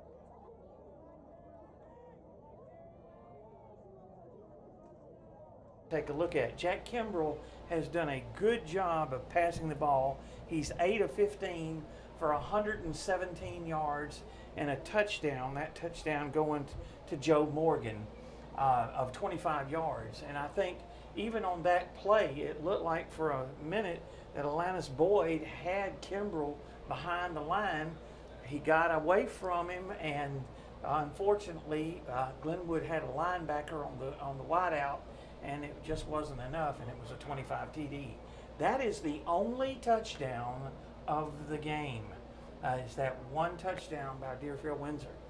On the other hand, Glenwood has shown a attack that is both pass the ball and run the ball. They have 74 yards on the ground, and they have another 84 yards in the air. Of course, one of those was a kind of a trick play that we got kind of excited about when they had a lateral to the backup quarterback, Bryce Newman, and Newman threw to 37 yards to a really good wide open Ben Bankston. I almost said Will Haynes, but I meant Ben Bankston. And that was most of the yards for Glenwood. But the short passing attack has also done well for them. And I think Trevor Crisco has done a good job there. He's already got 5 receptions in the first half. So you take that and with 37 yards in receiving. So he's getting open. And if they can do that and mix that with the running attack, I think they'll be good. Darryl Mond has had his best game running the ball so far this year. I know that was one concern, that he's a transfer from Chattahoochee County, and he's a new player for him, and so I think he had to get used to the offense. But certainly, I thought, and you had mentioned it too, Tim, that he ran with abandon. He did. He did that. He got hit more than once and just kept going. So if they can have that kind of desire in the second half, I think that they'll have something. Lawrence Vincent did a good job. He had 22 yards rushing, and he caught a pass for 10 yards. So he's done his share too. And like I say, they've got the even. It's just that they haven't been able to dent the scoreboard. We had one touchdown that looked like Valero ran for a touchdown, and it was called back on a penalty. We had another touchdown pass, and it was called back on a penalty.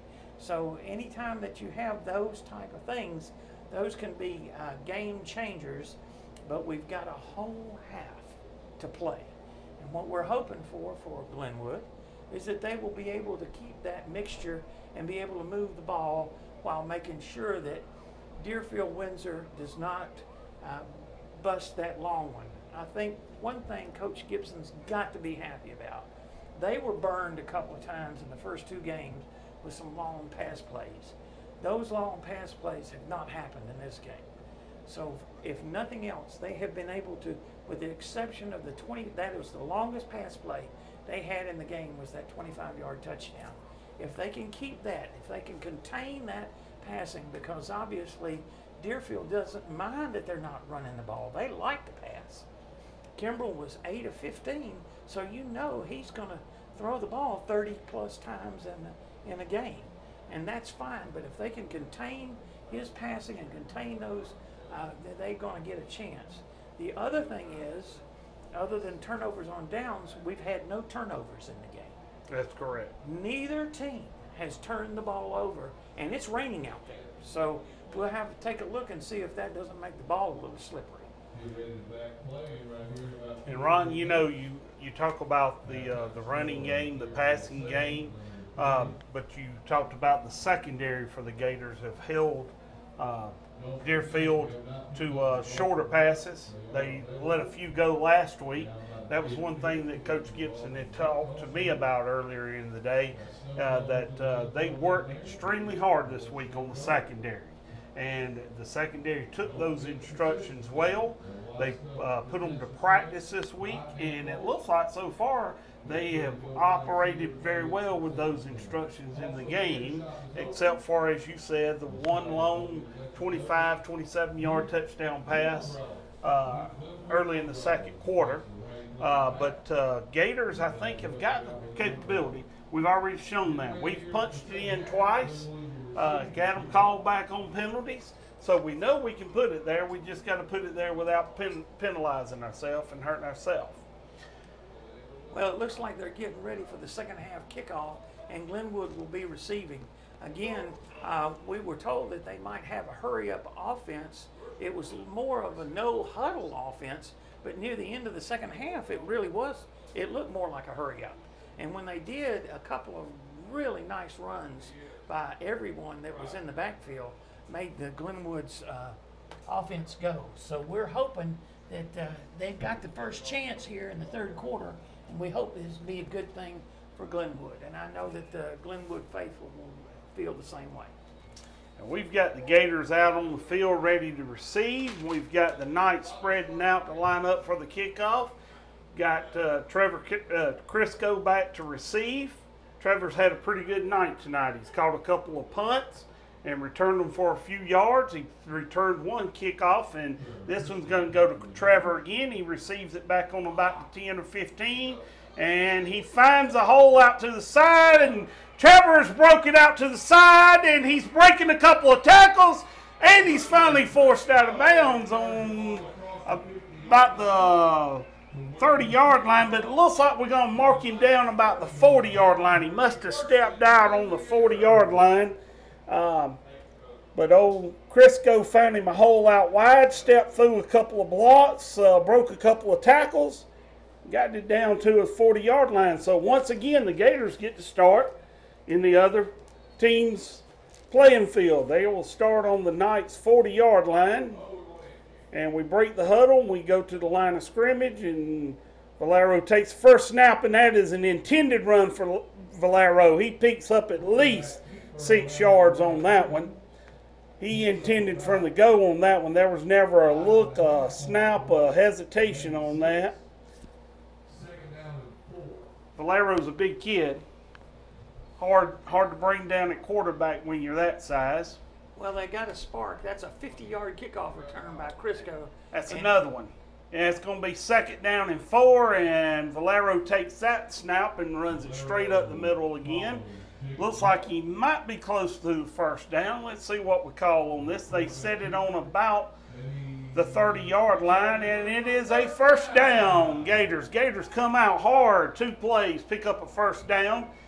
Move that one 10 yards. And we're back at the line of scrimmage, 1st down and 10, the 30-yard line. Valero ready for the snap. He takes it, drops back, throws it out in the flats. We have a reception down around the 25, 26.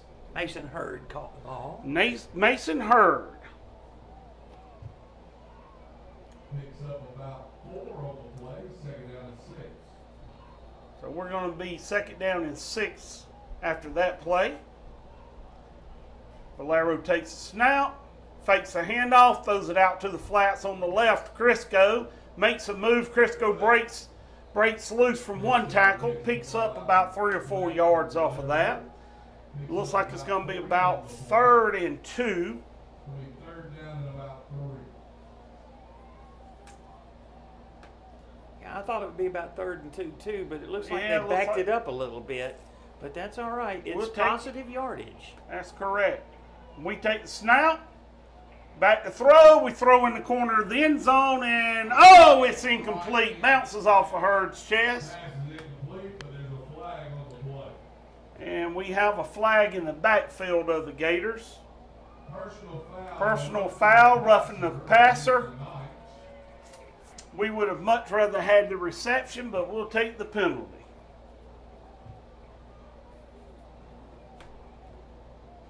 That will move the ball closer to that goal line that we've been trying to get across all night long. Maybe this time the tide's turning, the penalty's going to get them instead of us. So that's going to bring us up 1st down and 10 for the Gators on about the 10-yard line, close to it. They're about the 11-yard line. So they could pick up a 1st down, and Valero takes this one straight up the middle off guard. And he's going to pick up about 5 yards off that one, I believe. So we're going to have about 1st down and 5 to go. Down around the 6-yard line. Valero takes a snap, sweeps it out, and we make a spin move. Mon, who's run hard all night long, he picked up a few extra yards beyond the initial contact. We've got an injury. We've got an injury for Deerfield Windsor. The first initial tackle attempt on Mon. Can't tell what number he is. Down. Number 4. Ashton Mann. Ashton Mann. Down on the field. Out of respect, everyone takes a knee, and we're going to go to a commercial break.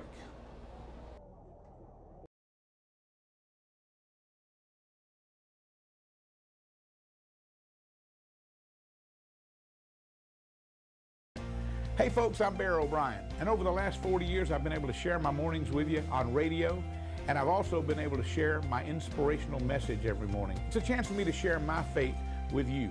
Now we're bringing it to TV thanks to CTVBeam. You can catch us every Monday through Friday morning at 6 a.m. and 8 a.m., the inspiration of the morning. I'm so glad to share it with you. So please be watching every Monday through Friday at 6 a.m. and 8 a.m. I love you. God bless you. Hello everybody, I'm Sean Taylor, and I'm going to be your host for a new show called Tide Talk. Join me each week right here on Channel 207, starting at 8 p.m. on August the 30th. It's going to be another great year for some Alabama football, as me and a guest will break down the Alabama Crimson Tide as they begin the 2018 season and make a run for yet another national title. Look for me every week right here on Channel 207, starting on August the 30th. And roll Tide. And we are back live here in the swamp with the Gators. The Gators have got the ball down on about the 6-yard line. We had a commercial timeout there for an injured player for Winfield, Deerfield Windsor. Keep trying to run those two names together. The Gators break the huddle. Empty backfield except for Valero. We've got 3rd down and 5 to go. He takes a snap and he runs to the left, but that's the wrong way. He rolls out. He fakes a pass. He gets a block, and he's down inside. It's a touchdown with no yellow hankies anywhere. I'm not sure if that was intended to go that way, but he took off running to the left where he had nowhere to go. Up, they're saying there was a flag, and we have holding on the Gators.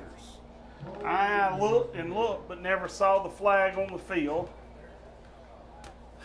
And that's usually what happens when somebody changes direction and run. There tends to be a hold. And Valero started out to the left with that.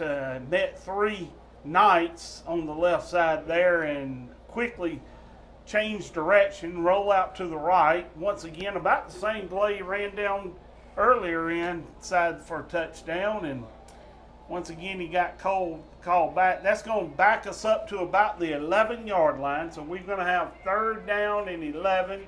And the Gators are going to take a timeout and talk about this one.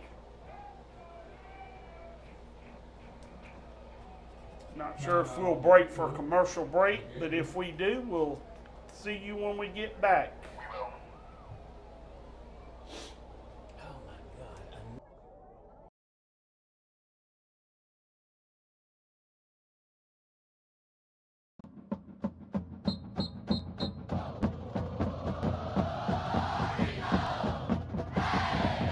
Hello everybody, I'm Jay Coulter and I'll be your host for Track 'em Tigers, a weekly look at your defending SEC Western Division champions.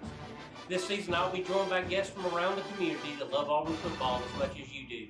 As usual, there are high expectations on the Plains. We'll look ahead to Saturday and get you ready for a big day of Tiger football. Join me each Thursday at 8:30 p.m. and again on Saturday at 12:30 p.m. right here on CTVBeam as Auburn makes another title run. War Eagle. And we are back live. Gators took a timeout, 3rd down and 11.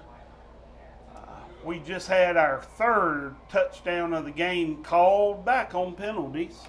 Score is 7-3. Deerfield Windsor ought to be 24-7. 3rd down and 10. So we'll see 3rd down and 10 to go here on the 11-yard line. We fake it. We drop back, throw a pass. Herd goes up and comes down. Let's wait a minute. And no yellow hankies. We get a touchdown indicator. So we finally got away from that snake bite. Kept getting us. Made that one work. That makes the score 9-7 Glenwood. We will go for the extra points here. Mr. Garrett Hall, the new kicker for the Gators this year. He has kicked a 39-yard earlier, missed a 35, and he'll go for extra points here, and it's up, and I believe that one's going to be good. So Mr. Garrett Hall has kicked that one and puts another point on the board. That makes it 10-7 Gators.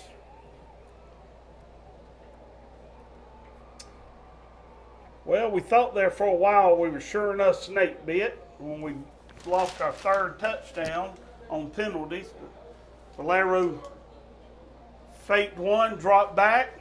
It looked like he was kind of faking that that punt kick or something that he did earlier, that quick kick that he did, and instead he dropped back and laid it right up for Hurd. Hurd went up and brought it down. Yeah, it would look. I think he wanted them to think it was a quarterback draw. Mm-hmm. And the idea was it wasn't going to fool the linemen because they were going to come for him. But the thing is, it's made the secondary hold up, and that was the key to that play, and it was a big one. Kept them honest. Yes. Kept them honest. Now Garrett Hall will be back to kick off to Deerfield Windsor. That's his third kick of the night. It's called a little short, about just short of the 20-yard line. And he's brought down around the 32, 33.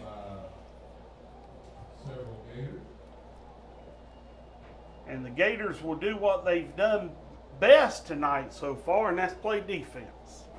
As we talked earlier, the Gators secondary struggled a little bit last week, Coach said, but worked extremely hard in practice and so far has done a good job of putting those techniques to work tonight. So Deerfield Windsor is spread out. We got quarterback number 16, Kimbrell, back to receive the snap, and he hands off up the middle, and he is met, but there's no lockup. He's hit at the line of scrimmage, but allowed to pick up about 6 or 7 yards off of that one. That's the first run by him. That was Davis Lawson for them. He gained 7 yards, and that's his first carry of the game. How about that? Yeah. It looks like it's going to be 2nd down and 3 for the Gators. Gators would have locked up on him there, Ron. They would have had him held back at the line of scrimmage. We're under the center to take the snap, fake a handoff, roll out to make a pass, and the pass is received. It is complete by number 20 down around the 45-yard line. That's going to be a 1st down for Deerfield Windsor. He had 2 receivers out in the flats that time. It looked like he was throwing to number 87, wound up in the hands of number 20. That will bring up 1st down and 10 for Deerfield Windsor on about the 45-yard line.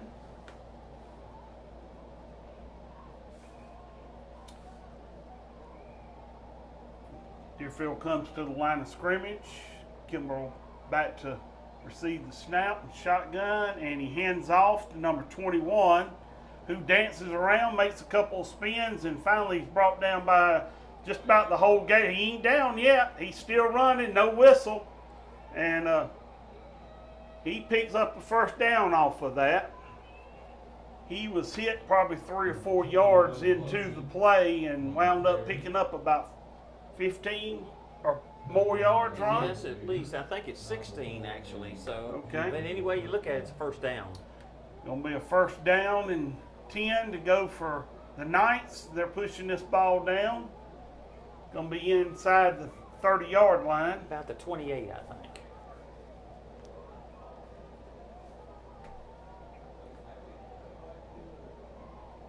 Kimbrell takes the snap, hands back off up the middle, makes contact, picks up an extra yard or 2 after initial contact, but he's down after about 3 yards. Might be a long 2. That's going to make it about 2nd down and 7.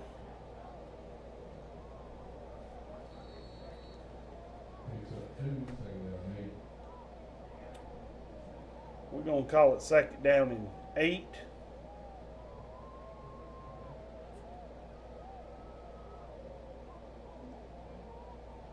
Kimbrell back to take the snap. He takes the snap and he tosses it out in the flats. Number 20 gets the ball with Seems to be one of his favorite receivers there, number 20. Absolutely. That will be his Garrison. Shanker, that's his 5th reception of the night. 5th reception for Shanker. It's been pretty good receiver for Kimbrell there. He and number 21. Yeah, 21. John Logan has 3 receptions himself. We are 3rd down, and we'll call it 4. Kimbrell takes the snap.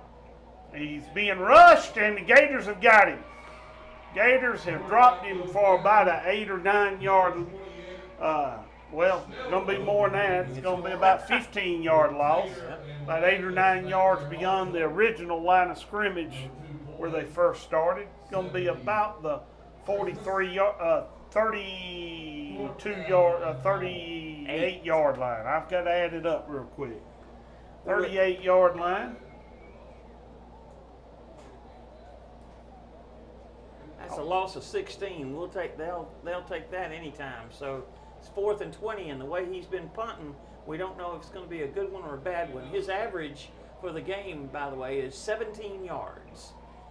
And that's an increase from 4 yards from the first 2. And that one doesn't go very far, but it still pins the Gators back down around the 15-yard line.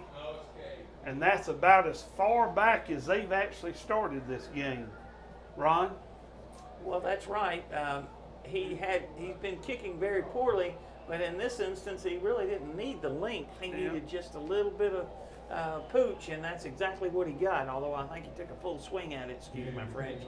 Gators going to start this one 1st and 10 about the 18-yard line. And Valero takes a snap. He tosses out in the flats. It's almost picked off. Mr. Hurd was the intended receiver. They anticipated that one. Number 12, Mr. Jones for the Deerfield for the Knights. He anticipated that pass, almost picked it off. That would have hurt us most definitely, but we'll make this one 2nd down and 10. Well, it may still be 1st and something because there was a flag, and they are talking to the Gators captain to see what to do.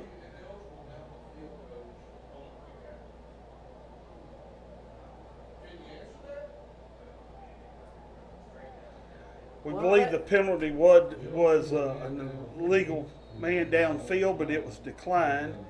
They'll loss of down, and it'll go to 2nd and 10. The Gators spread the offense out. And Valero gets ready to take the snap.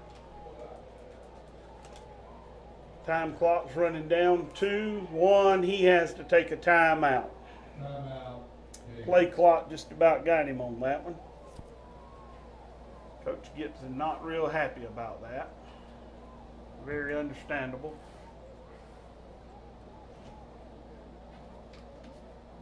When you have we're going to go to commercial break, and we'll see you when we get back.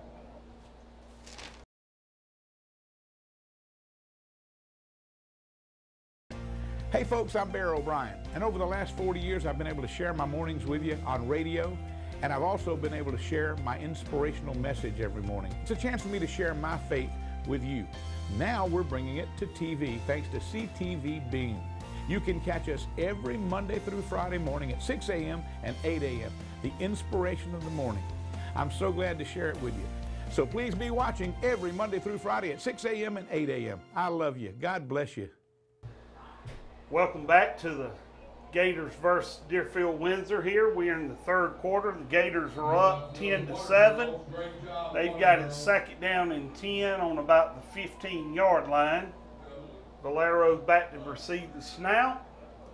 He takes the snap. He's going to pass this one. He's going to have to tuck it and run, though, guys. And I think he takes a loss for a yard or 2. And we're going to have timeout referee. We're going to have 3rd down and 12. Looks like it's going to be a heat timeout. That means we're at about the 6-minute mark for the third quarter. Score is 10-7, Gators on top. And we've got 3rd and 13. If we take a commercial break, we'll be back with you shortly.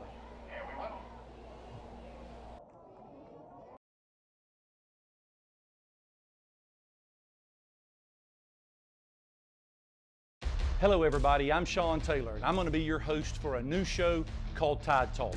Join me each week right here on Channel 207, starting at 8 p.m. on August the 30th. It's going to be another great year for some Alabama football, as me and a guest will break down the Alabama Crimson Tide as they begin the 2018 season and make a run for yet another national title. Look for me every week right here on Channel 207, starting on August the 30th. And roll Tide. And we are back. Gators broke from their timeout. Valero gets ready. The play clock is started. Gators are 3rd down and 12. Way back in their own territory. There's a rush. Valero's throwing this one long. And we've got a flag or 2 on the field. I believe we're going to have pass interference, and I think that should get us a 1st down. Got us out of a hole there, a deep hole we were kind of put ourselves in, Ron. I agree. I think they're going to call it on 12 because he put his hands on Hurd when he was... while the ball was in the air. Yeah. Defensive holding, so that's going to be an automatic. I think it's an automatic 1st down. I have to be careful. You know, when you start thinking you got something right. Well, he's walking it off, and it's going to be 3rd and 3, so it's not an automatic 1st down. But that puts us closer to where we can, gives us more plays to run to get that 1st down. So we'll call it 3rd down and 3. Let's see what Valero pulls out here. They're looking over the sideline to get the play call. No huddle offense. We're down to about 15 seconds on the play clock. And he takes the snap. We got the rush. We're going to throw it long again. And he overthrows Hurd up the middle. No good. So we're going to have 4th down and 3. We're going to kick this one away. Would have been nice if we could have picked up that 1st down there, but let's see if we can't get a little, flip the field on them, at least get it over the 50-yard line. We've got number 3 for the Knights back to receive. He lines up about the 45-yard line. Tater kicks that one, and Tater gets his foot into that one. He catches it on the 40, and he's up to the 50, about the 49-yard line, and a host of Gators bring him down. Looks like number 17 of the Gators, Parham, is one that made the initial contact on that tackle. We'll give him credit.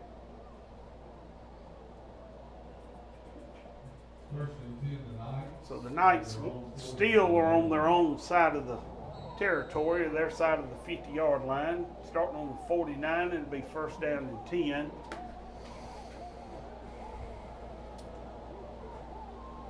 And let's see if the Gators can continue to play that tough defense that they've shown us all night long.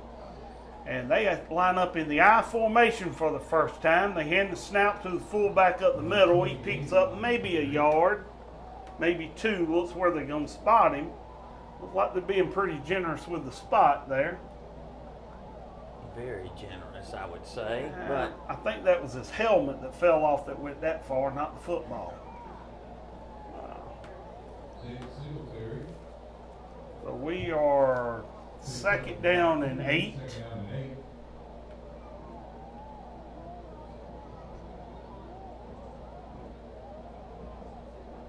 The Knights line up again in their normal pro-style offense. Kimbrell takes the snap, rolls out to the right, looks to tuck it to run, and he's going to be brought down by number 2, Mr. Boyd of the Gators. There is a flag on this side of the play. Usually where it's thrown there. Usually when the quarterback runs, probably going to be a hold. See what we got. We do. We have a hold on the Knights. And we're going to drop that one back a little bit further than where he was tackled. He wouldn't have picked up any yardage off that run, maybe a half a yard at the most.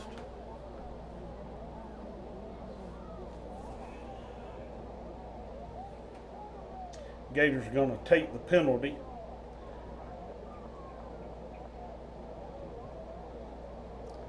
It'll wind up being actually 2nd and 20 because he got the extra 2 yards from where he actually was called holding right at the line of scrimmage. So the 2 yards they gained plus the 10 yards. That is correct.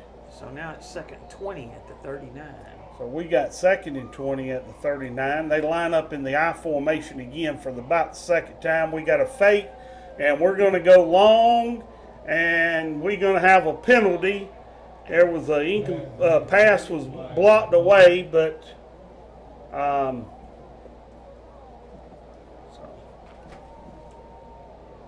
Mr. Hurd, it looks like, knocked that one away, but not before there was a pass interference on the Gators.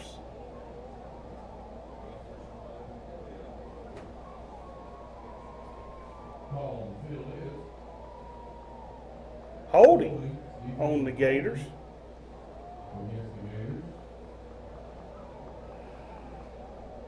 That'll give them about. That get the 10 back. 10 back. That's going to bring it 2nd down and just over 10 yards for the Knights.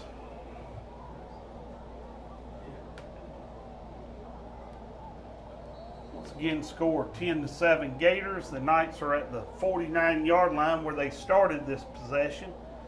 They line up in the I formation again.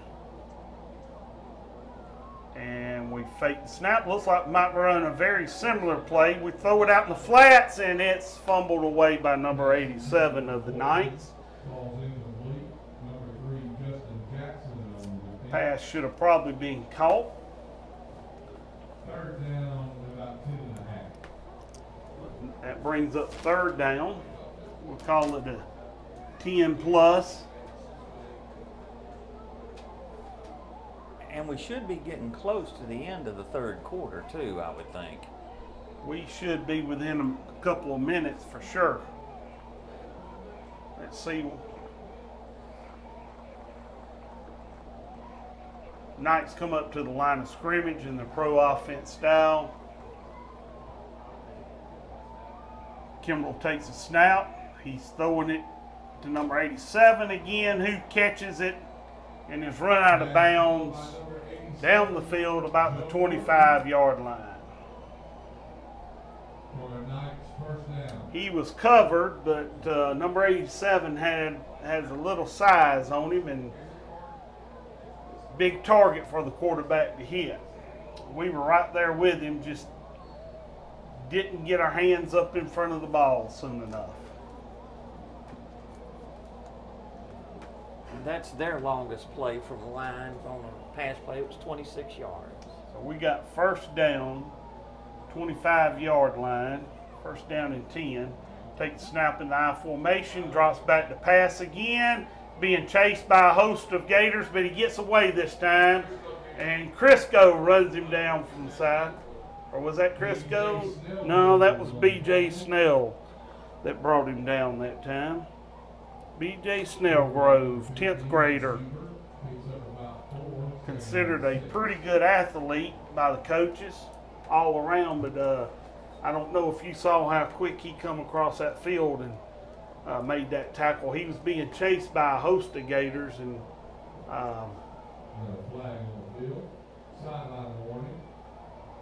we got a sideline warning on somebody.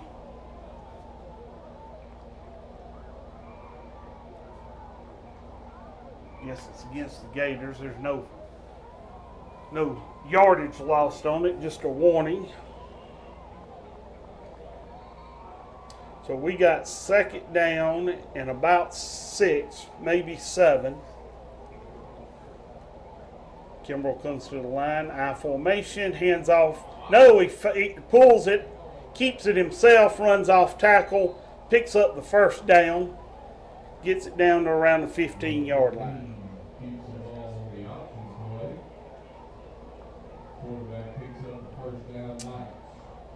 That was interesting. I do not know if he has done an option keep the whole game. So that was like they had that one in the pocket. Well, it certainly worked. That's for sure. You are correct, Ron. That was the first time that the Knights have run that option play. Faked it to the fullback or rode him into the line, kept it himself, rolled off tackle with it, and picked up some good yardage. See if the Gators can hold him here. He's under center, takes a snap, hands off to the tailback, who breaks one tackle and is finally rode down by Mr. Boyd, number 2 of the Gators.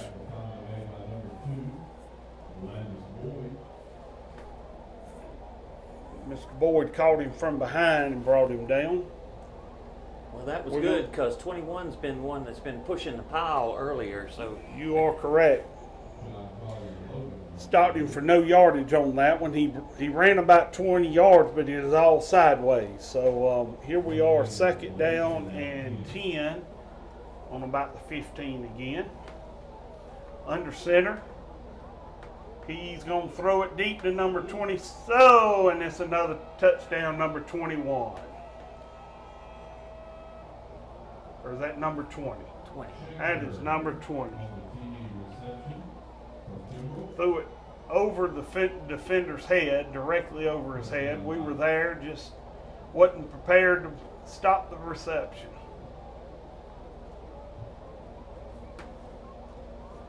That puts the Knights up 13-10 here late in the 3rd quarter. They line up for the extra point. We're going to call him Parker again. Is going to kick it. And Parker kicks, and he hits the upright, and it's no good.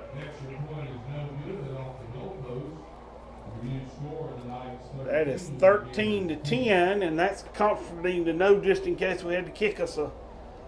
We know we can get a 39-yard field goal. We've kicked that already. So let's see how this next quarter rolls out. We've got a little time left in this 3rd quarter, I'm sure, but not much.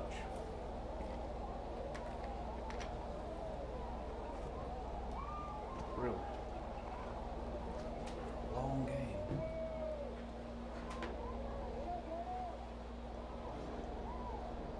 Gators will line up to receive a kickoff again. We've got Trevor Crisco, the 11th grader for the Gators, back to receive.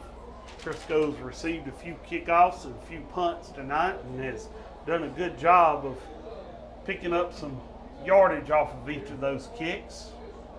In fact, that 50-yard kickoff return was what set up the touchdown that Glenwood did score. Although it took them 2 times to do it, it was a nice 50-yard kickoff return. So we hope he can do that again. So Mr. Parker is back to kick for the Knights. Mr. Trevor Crisco is back to receive for the Gators. And he kicks it to Crisco again. Let's see what Crisco does with it again. He comes up, he meets the line, he finds a hole, or at least what he thought was a hole. And he tries to make it a 10. He brings it down to about the 35-yard line. Good spot to start, but it looks like Mr. Crisco might have a cramp. He's sitting on the ground, not getting up yet. He does. He's grabbing his hamstrings and stretching a little bit. Not sure if many of you know how that feels when you're down with a cramp and you can't roll over, can't get up because it hurts. But Crisco has done a lot of running tonight.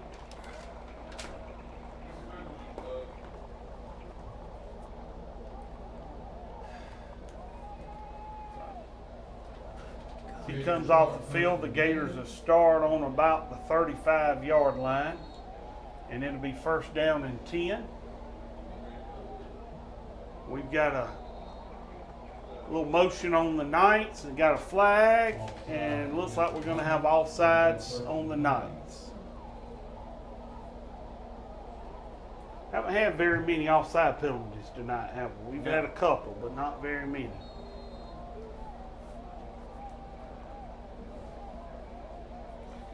Take the snap, toss it out to Bond, who gets rode down from behind by number 34.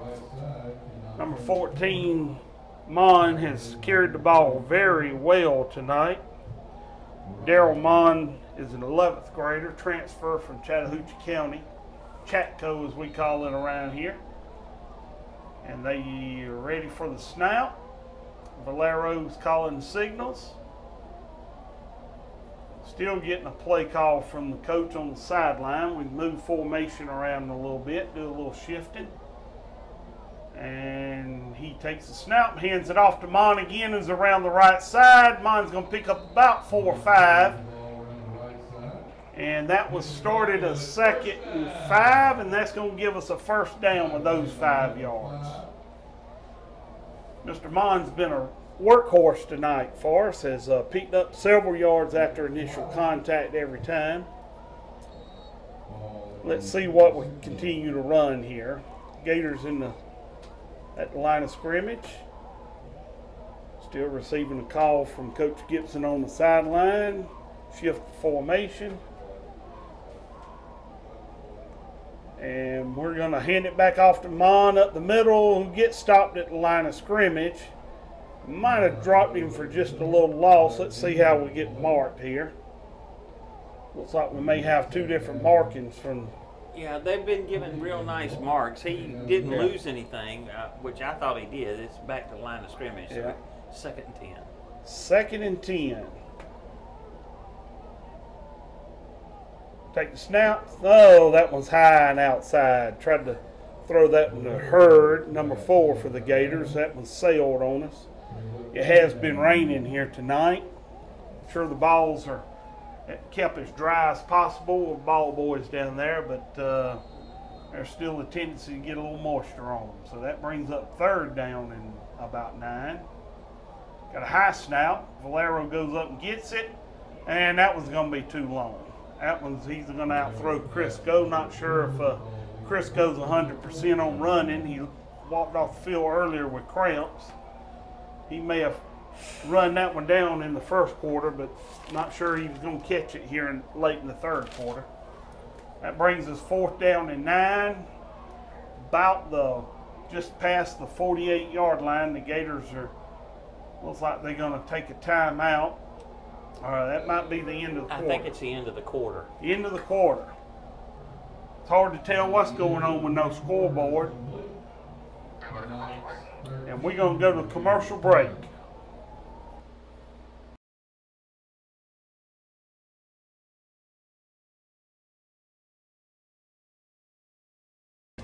Hey folks, I'm Bear O'Brien, and over the last 40 years I've been able to share my mornings with you on radio, and I've also been able to share my inspirational message every morning. It's a chance for me to share my faith with you. Now we're bringing it to TV thanks to CTVBeam. You can catch us every Monday through Friday morning at 6 a.m. and 8 a.m., the inspiration of the morning. I'm so glad to share it with you. So please be watching every Monday through Friday at 6 a.m. and 8 a.m. I love you. God bless you. Hello everybody, I'm Sean Taylor, and I'm going to be your host for a new show called Tide Talk. Join me each week right here on Channel 207, starting at 8 p.m. on August the 3rd. We're back with you here. The Gators started the 4th quarter. The Gators are back to punt the ball. They're on about the 48, 49-yard line. Tater's back to kick, number 70. And it's blocked, but it's picked up by the Gators, and it looks like they are going to Deerfield's going to get it on the Gators' 38-yard line. That ball was blocked. Now, I don't believe it ever come off his foot very much. They were in on him quick. That'll kill you punting average quick, too. You could kind of count that as a turnover. That is actually the first one of the game. Even though it is a block punt, you could kind of consider that since they're giving the ball back, but there have been no interceptions or fumbles in the game despite rain and everything else, which is a surprise. Deerfield Windsor comes to the line, takes a snap, and we're going to throw this one across the middle, and it is caught. Quarterback was hit just after he released it by number 2, Mr. Boyd of the Gators, but it was a little bit late. They caught it down around the 23-yard line. That's going to give the Knights a first down and 10 to go on the Gators 23. It's a gain of 15. Gain of 15 yards.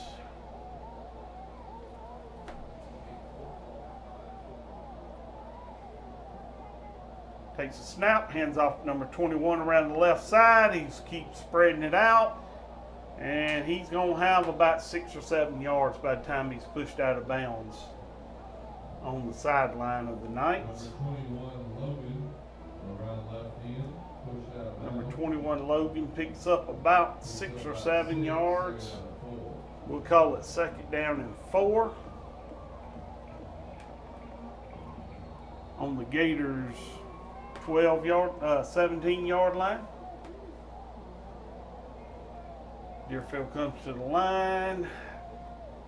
Kimbrell takes a snap, hands back off to Logan again, off to the left, who once again don't want to go down. They finally blow the whistle. We're going to give Mr. Boyd credit for that stop. He may have picked up 1, maybe 2 yards at the most. We'll call it third down and 2 on the 15-yard line. Score is 13-10. Deerfield Windsor ahead. We have just started the 4th quarter, probably a minute or so in with no scoreboard. We can't tell you what time is.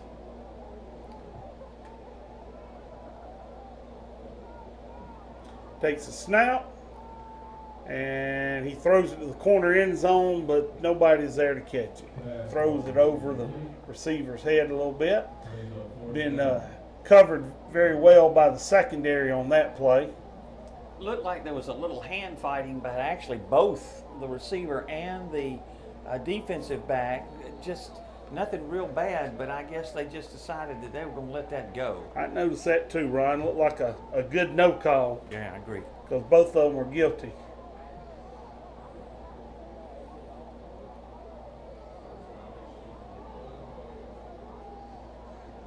They're under center, in motion. 18 was in motion, and he pulled Glenwood off side. I think Mr. Boyd jumped offside. That's going to give them 5 yards, and that's going to give them a first down. It sure is. That's going to be a first down on the 10-yard line, or just beyond the 10-yard line.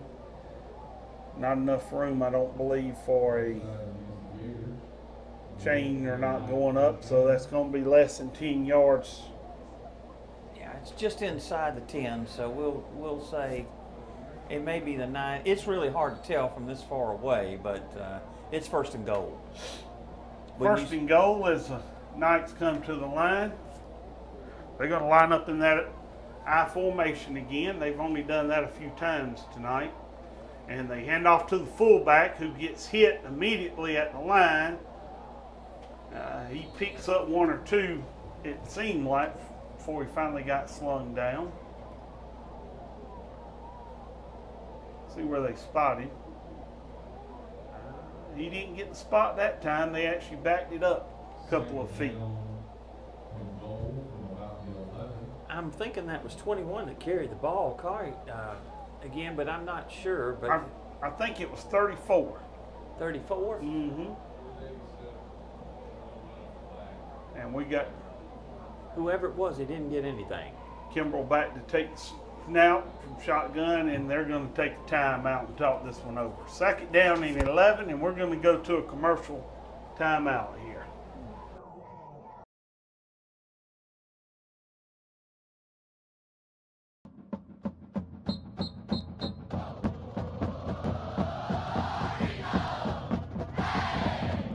Hello everybody, I'm Jay Coulter and I'll be your host for Track 'em Tigers, a weekly look at your defending SEC Western Division champions.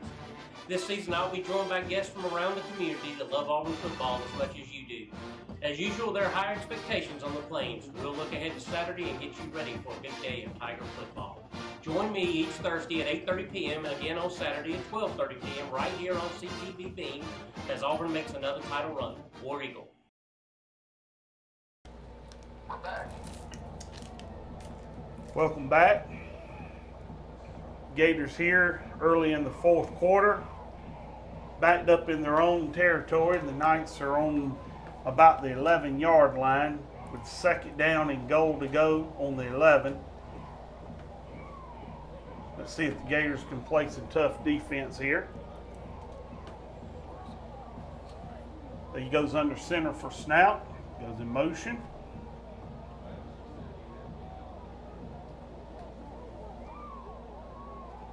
Second motion, and we're going to fake it, and we've got him sacked. Number 2, Landis Boyd. Landis Boyd hits the quarterback, knocked him down without locking up on him. Not sure if he knew he still had the ball.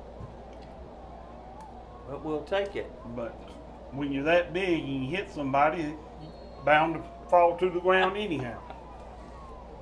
Back to the 15-yard line. Third goal from the 15. And I do stand corrected, Tim. They do have a 34. It's Tim Leach. So I guess that's the first time he touched the ball, but he didn't get any yardage. Knight spread it out wide. He's rolling out to the right, and he's in the arms of number 28. Taken down again by B.J. Snellgrove. B.J. Snellgrove. It'll be fourth and goal. B.J.'s got a little speed on him, I believe. Coach Gibson told me earlier today he was a true athlete all the way around. He expects him to perform real well for them this year as an underclassman, but I think he's got a young group too. He don't have very many seniors.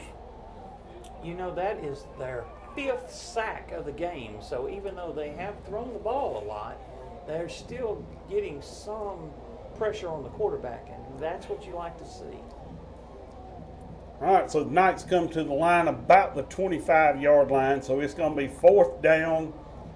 Goal to go on the 25. He rolls out to the left. He steps up and throws it.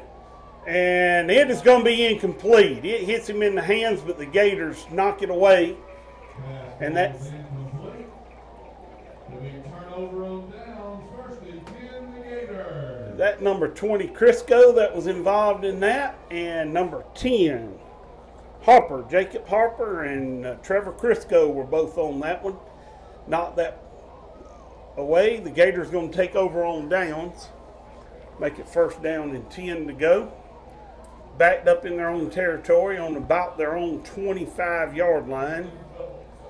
Maybe we'll take the momentum of that play and push it here, Ron. Well, we certainly hope for their sake that they do, because they've certainly played hard, and it would be nice to see. 13-10 is tough. Well, we've got a rollout pass play, but it was intended for number 23, Krebs, where it was knocked away by the defender. Valero was drugged down as he was trying to throw that one. That'll bring up second down and 10.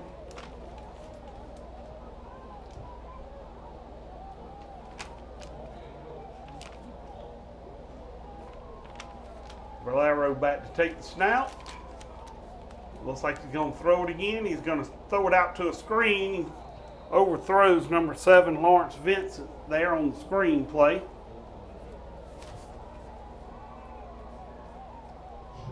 Looked like it may have been a pretty successful play had we been able to catch it and run with it. That's going to bring up a third down and 10.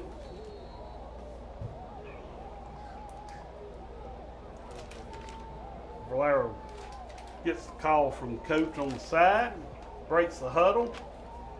You notice that they've been going to huddle a little bit more this second half. Yes, they have. I don't think that they've actually been into that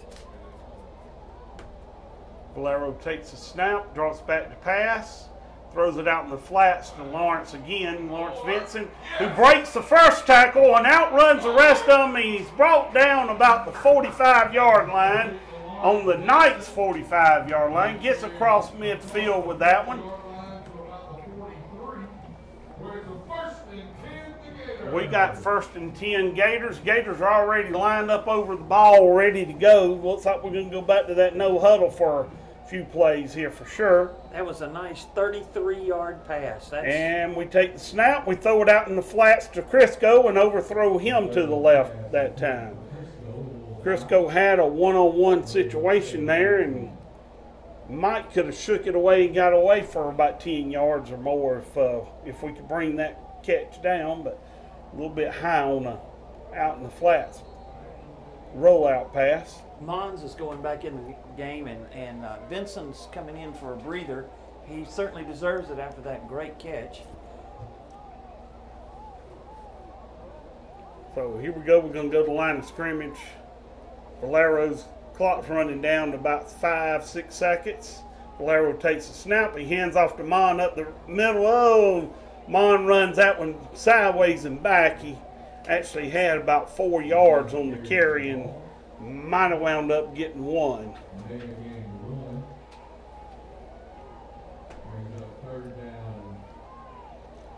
Notice the coach is saying something to him about going north and south, not east and west. But old Mon has run hard tonight. He was trying to make something happen. Yeah, I think he needed to, coach said, go straight ahead, because he's got the power. We've seen that. Yeah, we've seen him run over several tonight. Break a few tackles and make more yardage. Valero back, drop back to pass, and that's a dangerous throw when he starts running and then passes it off. That's usually when you get an illegal receiver downfield or you get a holding call or something. So that will bring up 4th down and 9. And let's see what we're going to do, if we're going to go for a 4th down or we're going to punt here. Looks like we're going to go for it on 4th down here. Valero goes in with the play to the huddle. Well, that sort of surprises me because they could, but I guess after getting a punt block, they didn't want that to happen. That's correct. And he throws it over the middle, and it's intercepted. And they gonna get some yardage back off of it, a little bit more than we would have liked them to, but would you believe Tater brings him down on the sideline on that one. They intercepted it, run it back for looks like about 15 yards off the interception. 17 yards. 17 yards. Knights will start 1st down and 10 on their own 43, 42-yard line. And you know who intercepted that ball? Schenker. Schenker. Their leading receiver.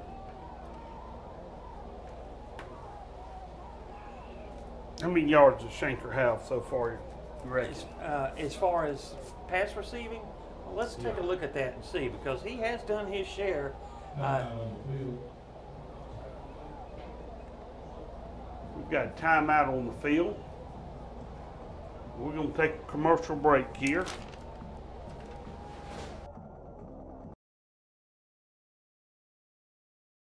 Hello everybody, I'm Sean Taylor, and I'm going to be your host for a new show called Tide Talk. Join me each week right here on Channel 207, starting at 8 p.m. on August the 30th. It's going to be another great year for some Alabama football, as me and a guest will break down the Alabama Crimson Tide as they begin the 2018 season and make a run for yet another national title. Look for me every week right here on Channel 207, starting on August the 30th. And roll Tide. Okay, we were just looking it up. Garrison Schenker, according to my statistics, has 7 catches for 61 yards, and now has got an interception on top of that. So he's done his share of yeoman work for the Knights tonight. The Knights run that one from a handoff, number 3 for the Knights. Tried to carry it outside, but dropped for about a 3-yard loss on the play there.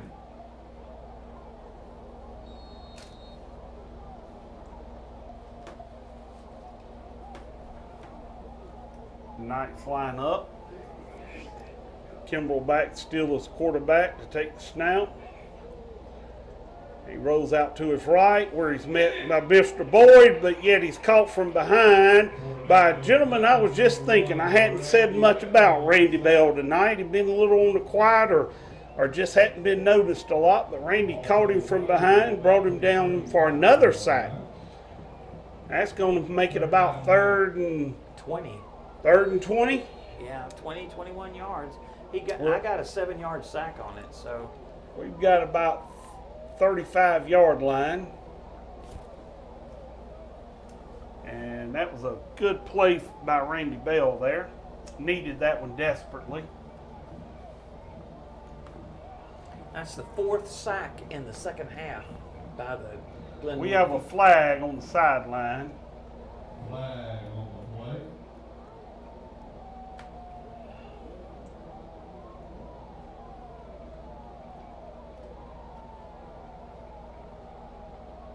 Illegal participation against the Knights.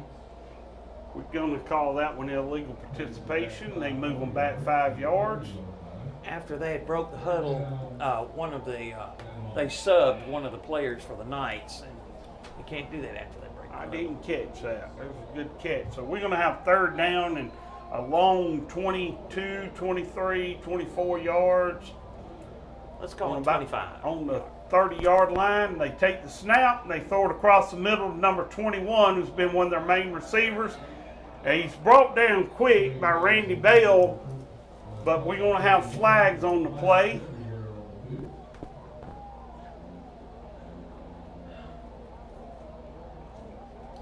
I believe that's going to be against Deerfield Windsor. It wouldn't have been but about a 3-yard pickup. So we've got an illegal block in the back. It is declined by the Gators. They're going to give them the 3 yards that they would have picked up from it. It's going to bring up 4th down and looks to be about 4th down and 20. We've got Crisco back to receive again. Got number 16, Bryce Newman back to help him. Oh, is that right? It is. It's number 18, Palumbo. Let's see. We got a kick and it goes straight up again. We got one of those favorable kicks that rolls back, and the Knights down it on about the 45-yard line. So once again, we get to start this one, Ron, in their territory. We have been in their territory more than they've been in ours, but yet we are not winning this game right now. Score is 13-10. Well, he got his average. That was a 17-yard punt. A 17-yard punt.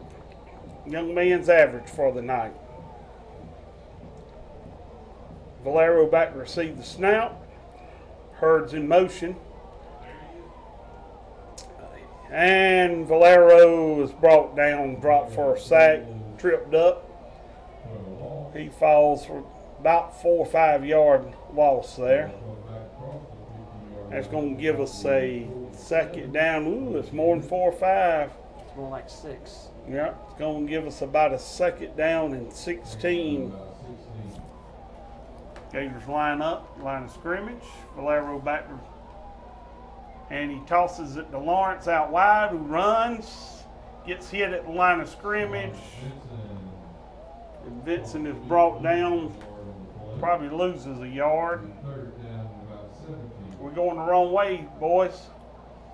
Well, I think part of the problem is 74 was supposed to go out and try to lead the play, and you see he's down on the field. Not sure what's wrong with him, but you are correct. Going to a commercial break. Be back shortly.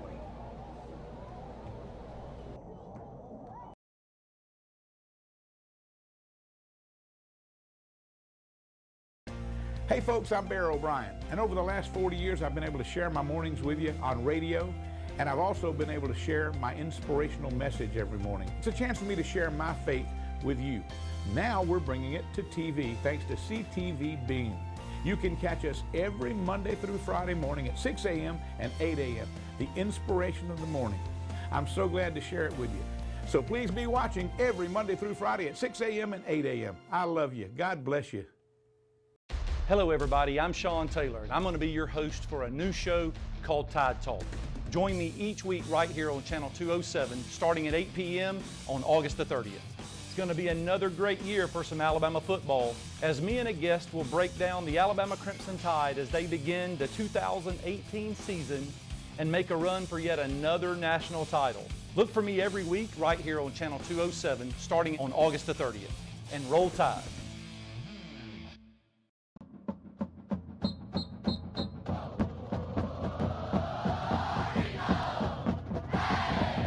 Hello everybody, I'm Jay Coulter and I'll be your host for Track 'em Tigers, a weekly look at your defending SEC Western Division champions. This season I'll be joined by guests from around the community that love Auburn football as much as you do. As usual, there are high expectations on the Plains. We'll look ahead to Saturday and get you ready for a big day of Tiger football. Join me each Thursday at 8:30 p.m. and again on Saturday at 12:30 p.m. right here on CTVBeam as Auburn makes another title run. War Eagle. Hey folks, I'm Bear O'Brien, and over the last 40 years I've been able to share my mornings with you on radio, and I've also been able to share my inspirational message every morning. It's a chance for me to share my faith with you. Now we're bringing it to TV thanks to CTVBeam. You can catch us every Monday through Friday morning at 6 a.m. and 8 a.m., the inspiration of the morning. I'm so glad to share it with you. So please be watching every Monday through Friday at 6 a.m. and 8 a.m. I love you. God bless you. Hello, my name is Joshua Harp with CTVBeam, and in this instructional video, I'm going to show you how to troubleshoot your source or video input with your TV and remote. So sometimes, even though your TV is properly hooked up, you may not see live channels. This may be because you've switched the input or source of your video feed by accident. With this HD or DVR box remote, the video input is located on the top left. As you can see, there are a number of options, and so you might have accidentally changed the video input source. In most cases, your cable box is hooked up through an HDMI cable. What you can do is you can check your video input or source and find the HDMI setting. You can scroll down through the rest of them just in case you've hooked up a different way. For the HD or DVR remote, the button is located at the top left. To change inputs, you simply hold down and then keep clicking until you find the input you want. In this case, we are hooked up via HDMI cable, so we went to the HDMI source and found our channel.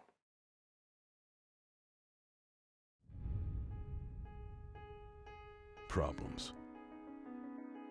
The ones most people turn their backs on. The ones nobody wants to talk about. The ones that seem impossible to solve. We go looking for them.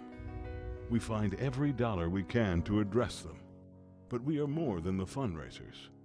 We are the hand raisers, the game changers, the stop talking, start doing, band together and take on the impossible task crusaders. United, we tackle early grade literacy. United, we break the cycle of poverty to gain financial freedom. United, we confront obstacles to effective health care. United, we stand up for youth with no support. United, we battle the threat of homelessness for those in the Chattahoochee Valley. No matter the obstacles, no matter the odds, we unite around our community's biggest, most complex problems. And we take action. We advocate to improve lives. We advocate for Casey. We advocate for Lee and Stephen, Malcolm and Judy. We advocate for those who need a voice and for those whose names we do not know. United Way of the Chattahoochee Valley advocates for the health, basic needs, income, and education of every person in our community. Because change doesn't happen alone. Hope isn't a one-man band. We have one life to live better. And together, we win. Together, we live. United.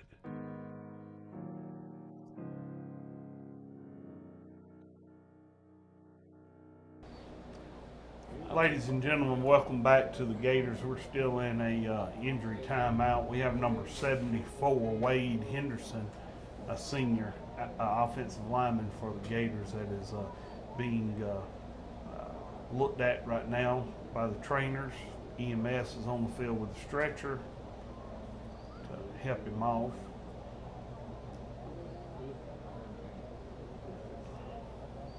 This is the second player that's had the issue. It does look, as far as the injury, I'm not sure what the decision is as far as the player is concerned, but of course they're going to take all precautions that they can for protection of the player, because that's what that's all about. Ron, I did see him, you know, he was on his knees at the end of the play, and when they got out on the field, they got him to roll over on his back, and I did see the doctors using a flashlight to look in his eyes. That makes you kind of wonder if they're looking for concussion or something. I think you were indicating earlier in that play that he should have been out wide blocking, and don't look like he made it to his position after the snap. Not sure what happened. Now, the player for Deerfield Windsor, Nick Singletary, who's also played running back and linebacker, did make a good play, but main thing was not just him, but the other guys. There was nobody there to block. Vincent was out there 2 against 1, and it's just real hard to get positive yardage. That's one of the things that's been glaring at this second half for the Gators, is that they did a good job of running the ball in the first half. That has not happened in the second half. So far, they have just barely got positive yardage for the second half total. And my tentative total right now is 9 yards. That's not going to get it done for a win. They have had some nice passing plays, a couple of nice plays in the passing game, but you know and I know that with as many running backs as they've got, that's one of the things that you absolutely are going to have in order to win the game. So we will see what happens. Deerfield Windsor has not done a good job either as far as running, especially with their quarterback. He has been sacked 4 times in this second half to go along with the 2 sacks he suffered in the first half. So they're getting pressure on the quarterback.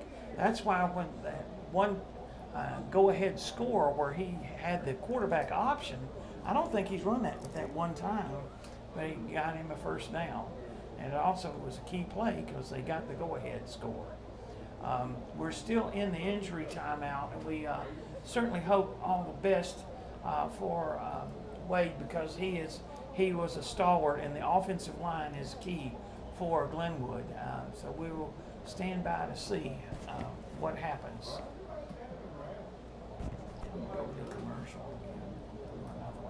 You know, while we're still have this injury timeout, we may look at going back to another commercial break.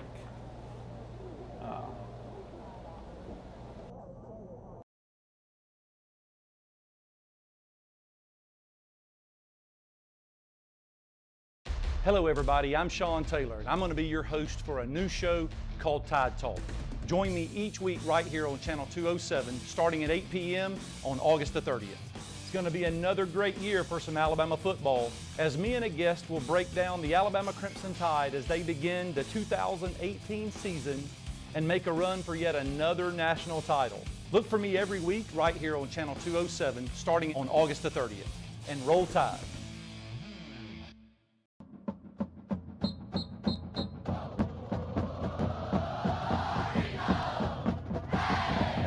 Hello everybody, I'm Jay Coulter, and I'll be your host for Track 'em Tigers, a weekly look at your defending SEC Western Division champions. This season I'll be joined by guests from around the community that love Auburn football as much as you do. As usual, there are high expectations on the Plains. We'll look ahead to Saturday and get you ready for a big day of Tiger football. Join me each Thursday at 8:30 p.m. and again on Saturday at 12:30 p.m. right here on CTVBeam as Auburn makes another title run. War Eagle.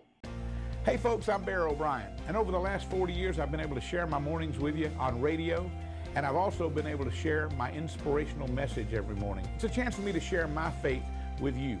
Now we're bringing it to TV thanks to CTVBeam. You can catch us every Monday through Friday morning at 6 a.m. and 8 a.m., the inspiration of the morning. I'm so glad to share it with you. So please be watching every Monday through Friday at 6 a.m. and 8 a.m. I love you. God bless you.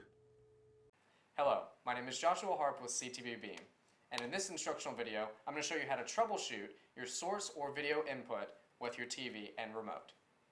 So sometimes, even though your TV is properly hooked up, you may not see live channels. This may be because you've switched the input or source of your video feed by accident.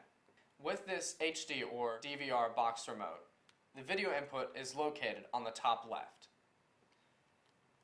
As you can see, there are a number of options, and so you might have accidentally changed the video input source. In most cases, your cable box is hooked up through an HDMI cable. What you can do is you can check your video input or source and find the HDMI setting. You can scroll down through the rest of them just in case you've hooked up a different way. For the HD or DVR remote, the button is located at the top left. To change inputs, you simply hold down and then keep clicking until you find the input you want. In this case, we are hooked up via HDMI cable, so we went to the HDMI source and found our channel. Hello everybody, I'm Sean Taylor, and I'm going to be your host for a new show called Tide Talk. Join me each week right here on Channel 207, starting at 8 p.m. on August the 30th.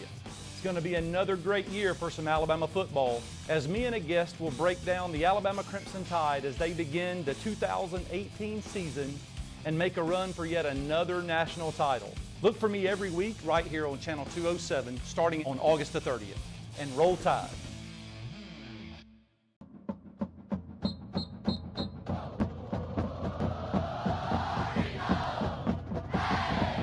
Hello everybody, I'm Jay Coulter and I'll be your host for Track 'em Tigers, a weekly look at your defending SEC Western Division champions. This season I'll be joined by guests from around the community that love Auburn football as much as you do. As usual, there are high expectations on the Plains. We'll look ahead to Saturday and get you ready for a big day of Tiger football. Join me each Thursday at 8:30 p.m. and again on Saturday at 12:30 p.m. right here on CTVBeam as Auburn makes another title run. War Eagle. Hey folks, I'm Bear O'Brien, and over the last 40 years I've been able to share my mornings with you on radio, and I've also been able to share my inspirational message every morning. It's a chance for me to share my faith with you. Now we're bringing it to TV thanks to CTVBeam. You can catch us every Monday through Friday morning at 6 a.m. and 8 a.m., the inspiration of the morning. I'm so glad to share it with you. So please be watching every Monday through Friday at 6 a.m. and 8 a.m. I love you. God bless you. Hey folks, I'm Bear O'Brien, and over the last 40 years I've been able to share my morning.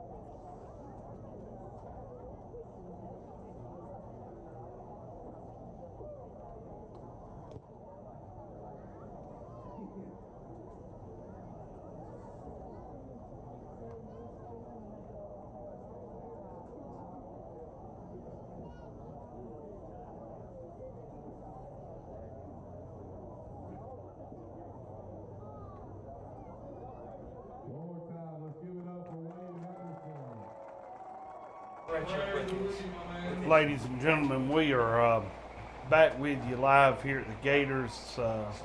They are taking Wade Henderson, seat number 74, senior for the Gators, off in the stretcher.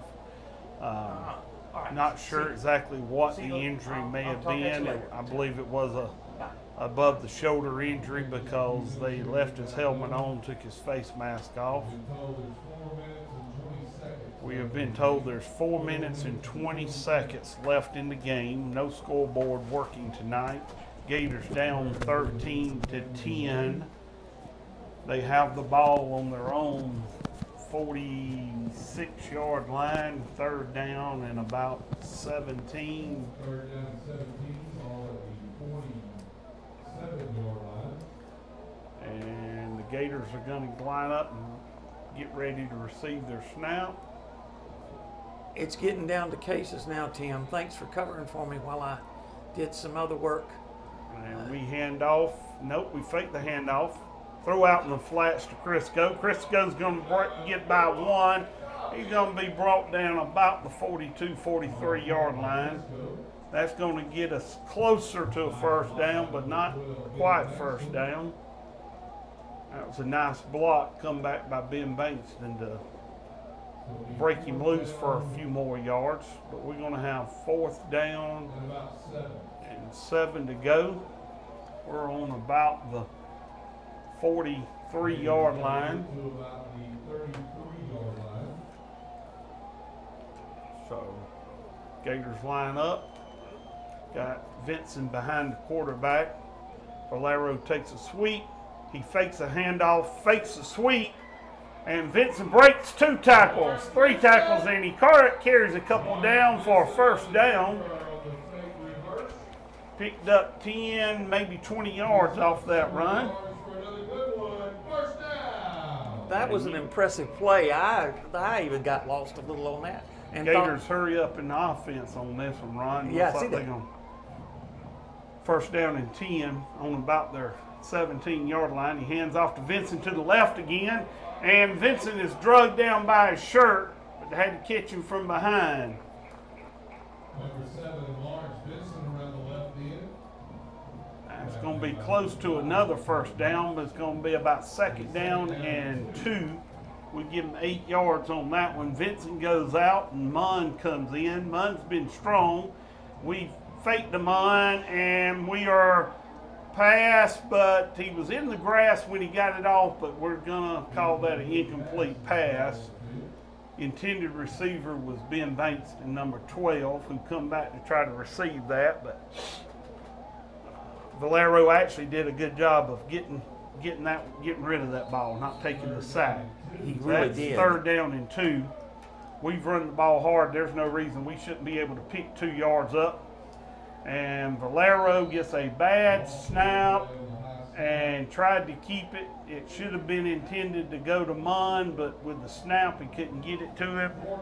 And we're going to have fourth down and about 4 on. Gators going to have to take a timeout and talk about this one. Looks like an official's timeout. Looks like we may have a injury on Deerfield Windsor. Number 21, been one of their main players tonight. I believe the last name is Logan. Yes, John Collier Logan, who's played both ways. This has been a very physical game for both teams. Looks like this is going to be one of those southern injuries. The humid heat has gotten to his, causing cramps. See him stretching his legs out.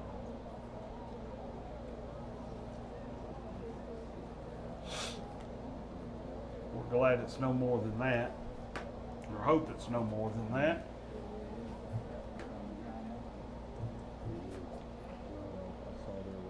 And while we have this time out here, we'll go to another commercial break.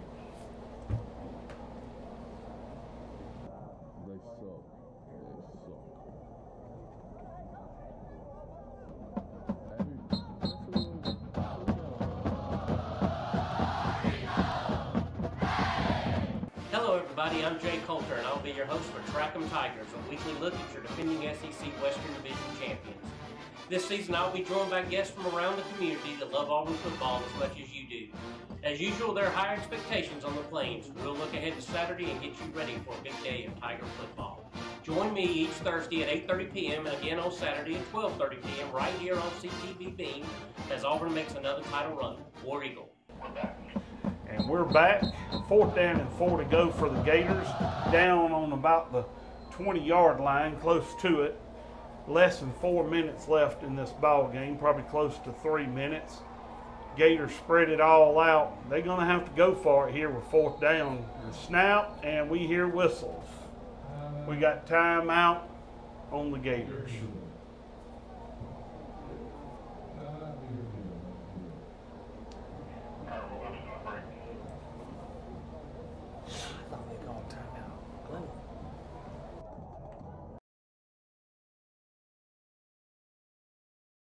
Hello everybody, I'm Sean Taylor and I'm going to be your host for a new show called Tide Talk. Join me each week right here on channel 207 starting at 8 p.m. on August the 30th. It's going to be another great year for some Alabama football as me and a guest will break down the Alabama Crimson Tide as they begin the 2018 season and make a run for yet another national title. Look for me every week right here on channel 207 starting on August the 30th. And roll Tide.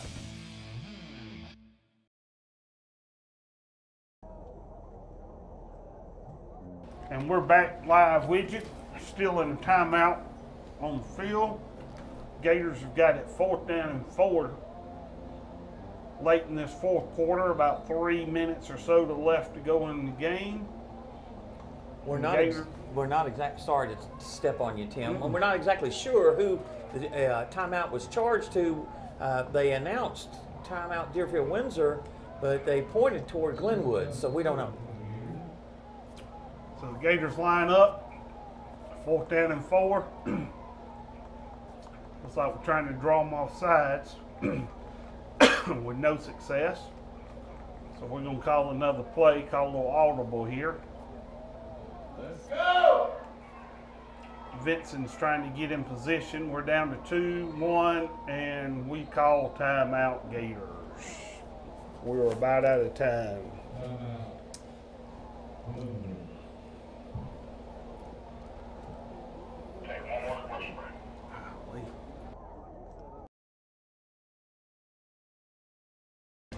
Hey folks, I'm Bear O'Brien, and over the last 40 years I've been able to share my mornings with you on radio, and I've also been able to share my inspirational message every morning. It's a chance for me to share my faith with you. Now we're bringing it to TV thanks to CTVBeam. You can catch us every Monday through Friday morning at 6 a.m. and 8 a.m., the inspiration of the morning. I'm so glad to share it with you. So please be watching every Monday through Friday at 6 a.m. and 8 a.m. I love you. God bless you.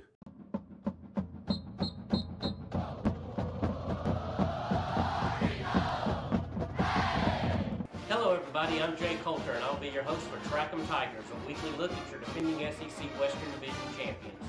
This season I'll be joined by guests from around the community that love Auburn football as much as you do. As usual, there are higher expectations on the Plains.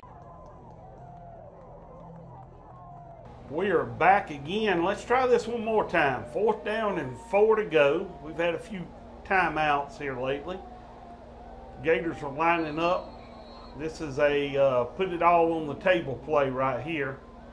Take the snap, we hand off to Vincent Lawrence, and I don't think he's going to get what he needs. He's pulled down by number 12.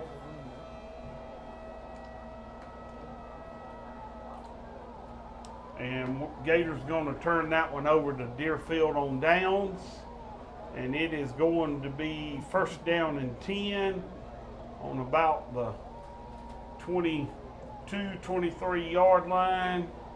It's hard to tell tonight. I'm saying 21. All right. We know there's probably less than 3 minutes left, and I'm sure that Deerfield's going to try to grind this one out. They're going to eat as much of the clock up as they can and not turn this one back over to the Gators.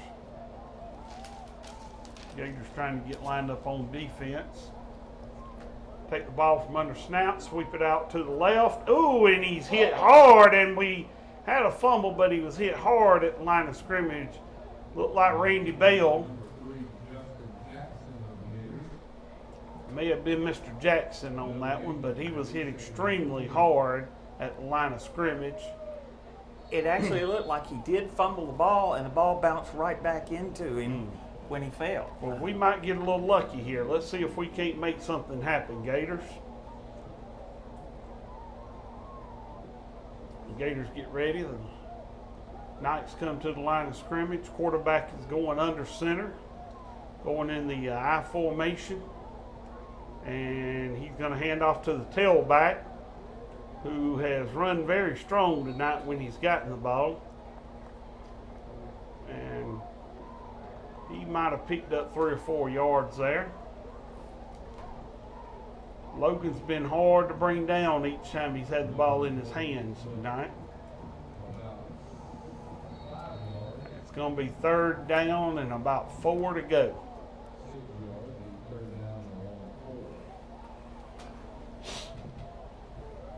So the Knights come to the line, 3rd down and 4. They go back into their pro-style formation. Quarterback shotgun, and he takes a snap. He hands off to 18. Number 18 goes wide. He gets the 1st down and a little bit more life for the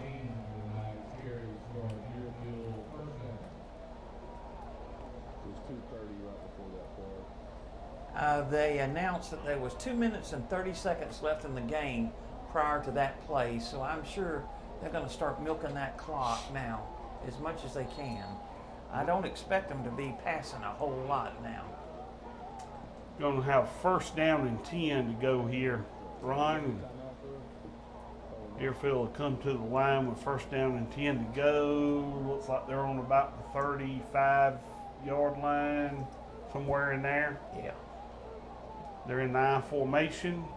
Hands off to tailback, Mr. Logan again, who ain't going to get very much that time. He might have made it back to the line of scrimmage. Number 28, Snellgrove, is going to get credit for half of that tackle.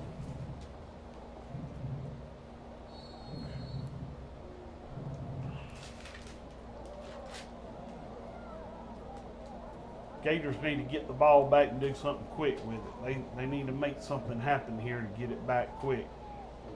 Clock's still running because last play on the ground.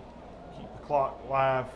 Knights trying to milk it. They take a snap. They hand off to number 18 again, who's missed a couple of tackles, but he's brought down a couple yards behind the line of scrimmage to bring up 3rd down. They are watching the play clock because they're going to let it get down as far as they can each time. It is 3rd down and about 11.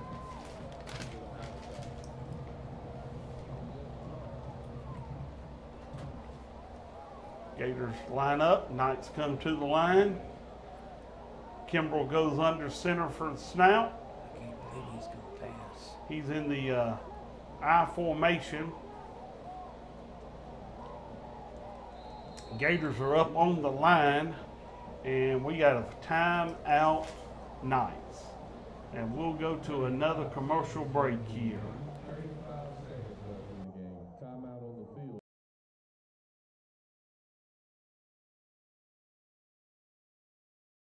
Hello everybody, I'm Sean Taylor, and I'm going to be your host for a new show called Tide Talk. Join me each week right here on Channel 207, starting at 8 p.m. on August the 30th. It's going to be another great year for some Alabama football, as me and a guest will break down the Alabama Crimson Tide as they begin the 2018 season and make a run for yet another national title. Look for me every week right here on Channel 207, starting on August the 30th. And roll Tide.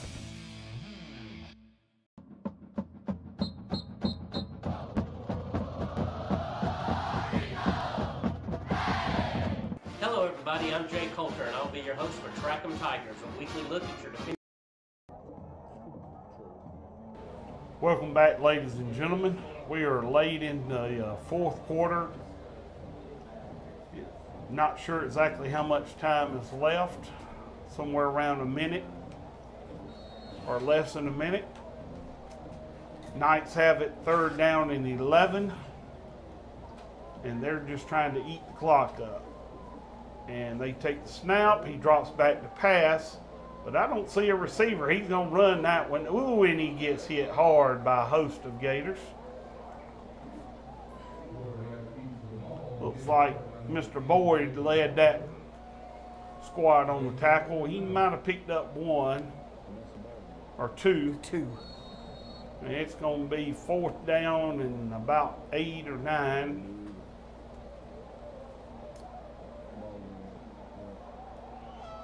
And that's the ball game, folks. That was the last play of the game. And the Gators let one slip away from them tonight. Score of 13-10.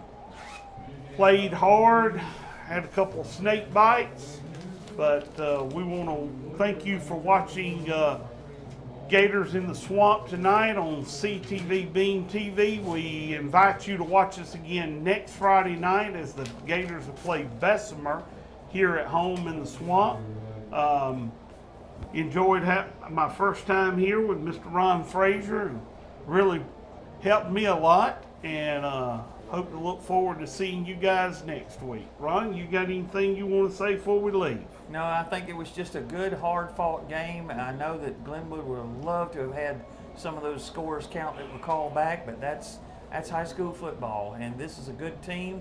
Deerfield Windsor is ranked. You can see why, and that's just the way it is. Now, this game doesn't hurt Glenwood. That is correct. The biggie is next week, because that is a region game with Bessemer.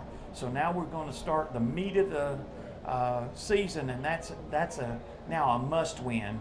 And we also hope all the best for Mr. Wade Henderson. We saw that he was taking off. He waved to the crowd. We hope everything will be all right with him. And that's probably the biggest loss of the night, more than the game, is to lose a good player like Wade Henderson, one of good size. And we most definitely send our prayers out to Wade Henderson, his family, and the doctors as they look over him tonight. And with that, we will see you next week here on CTVBeam and Glenwood Gator football.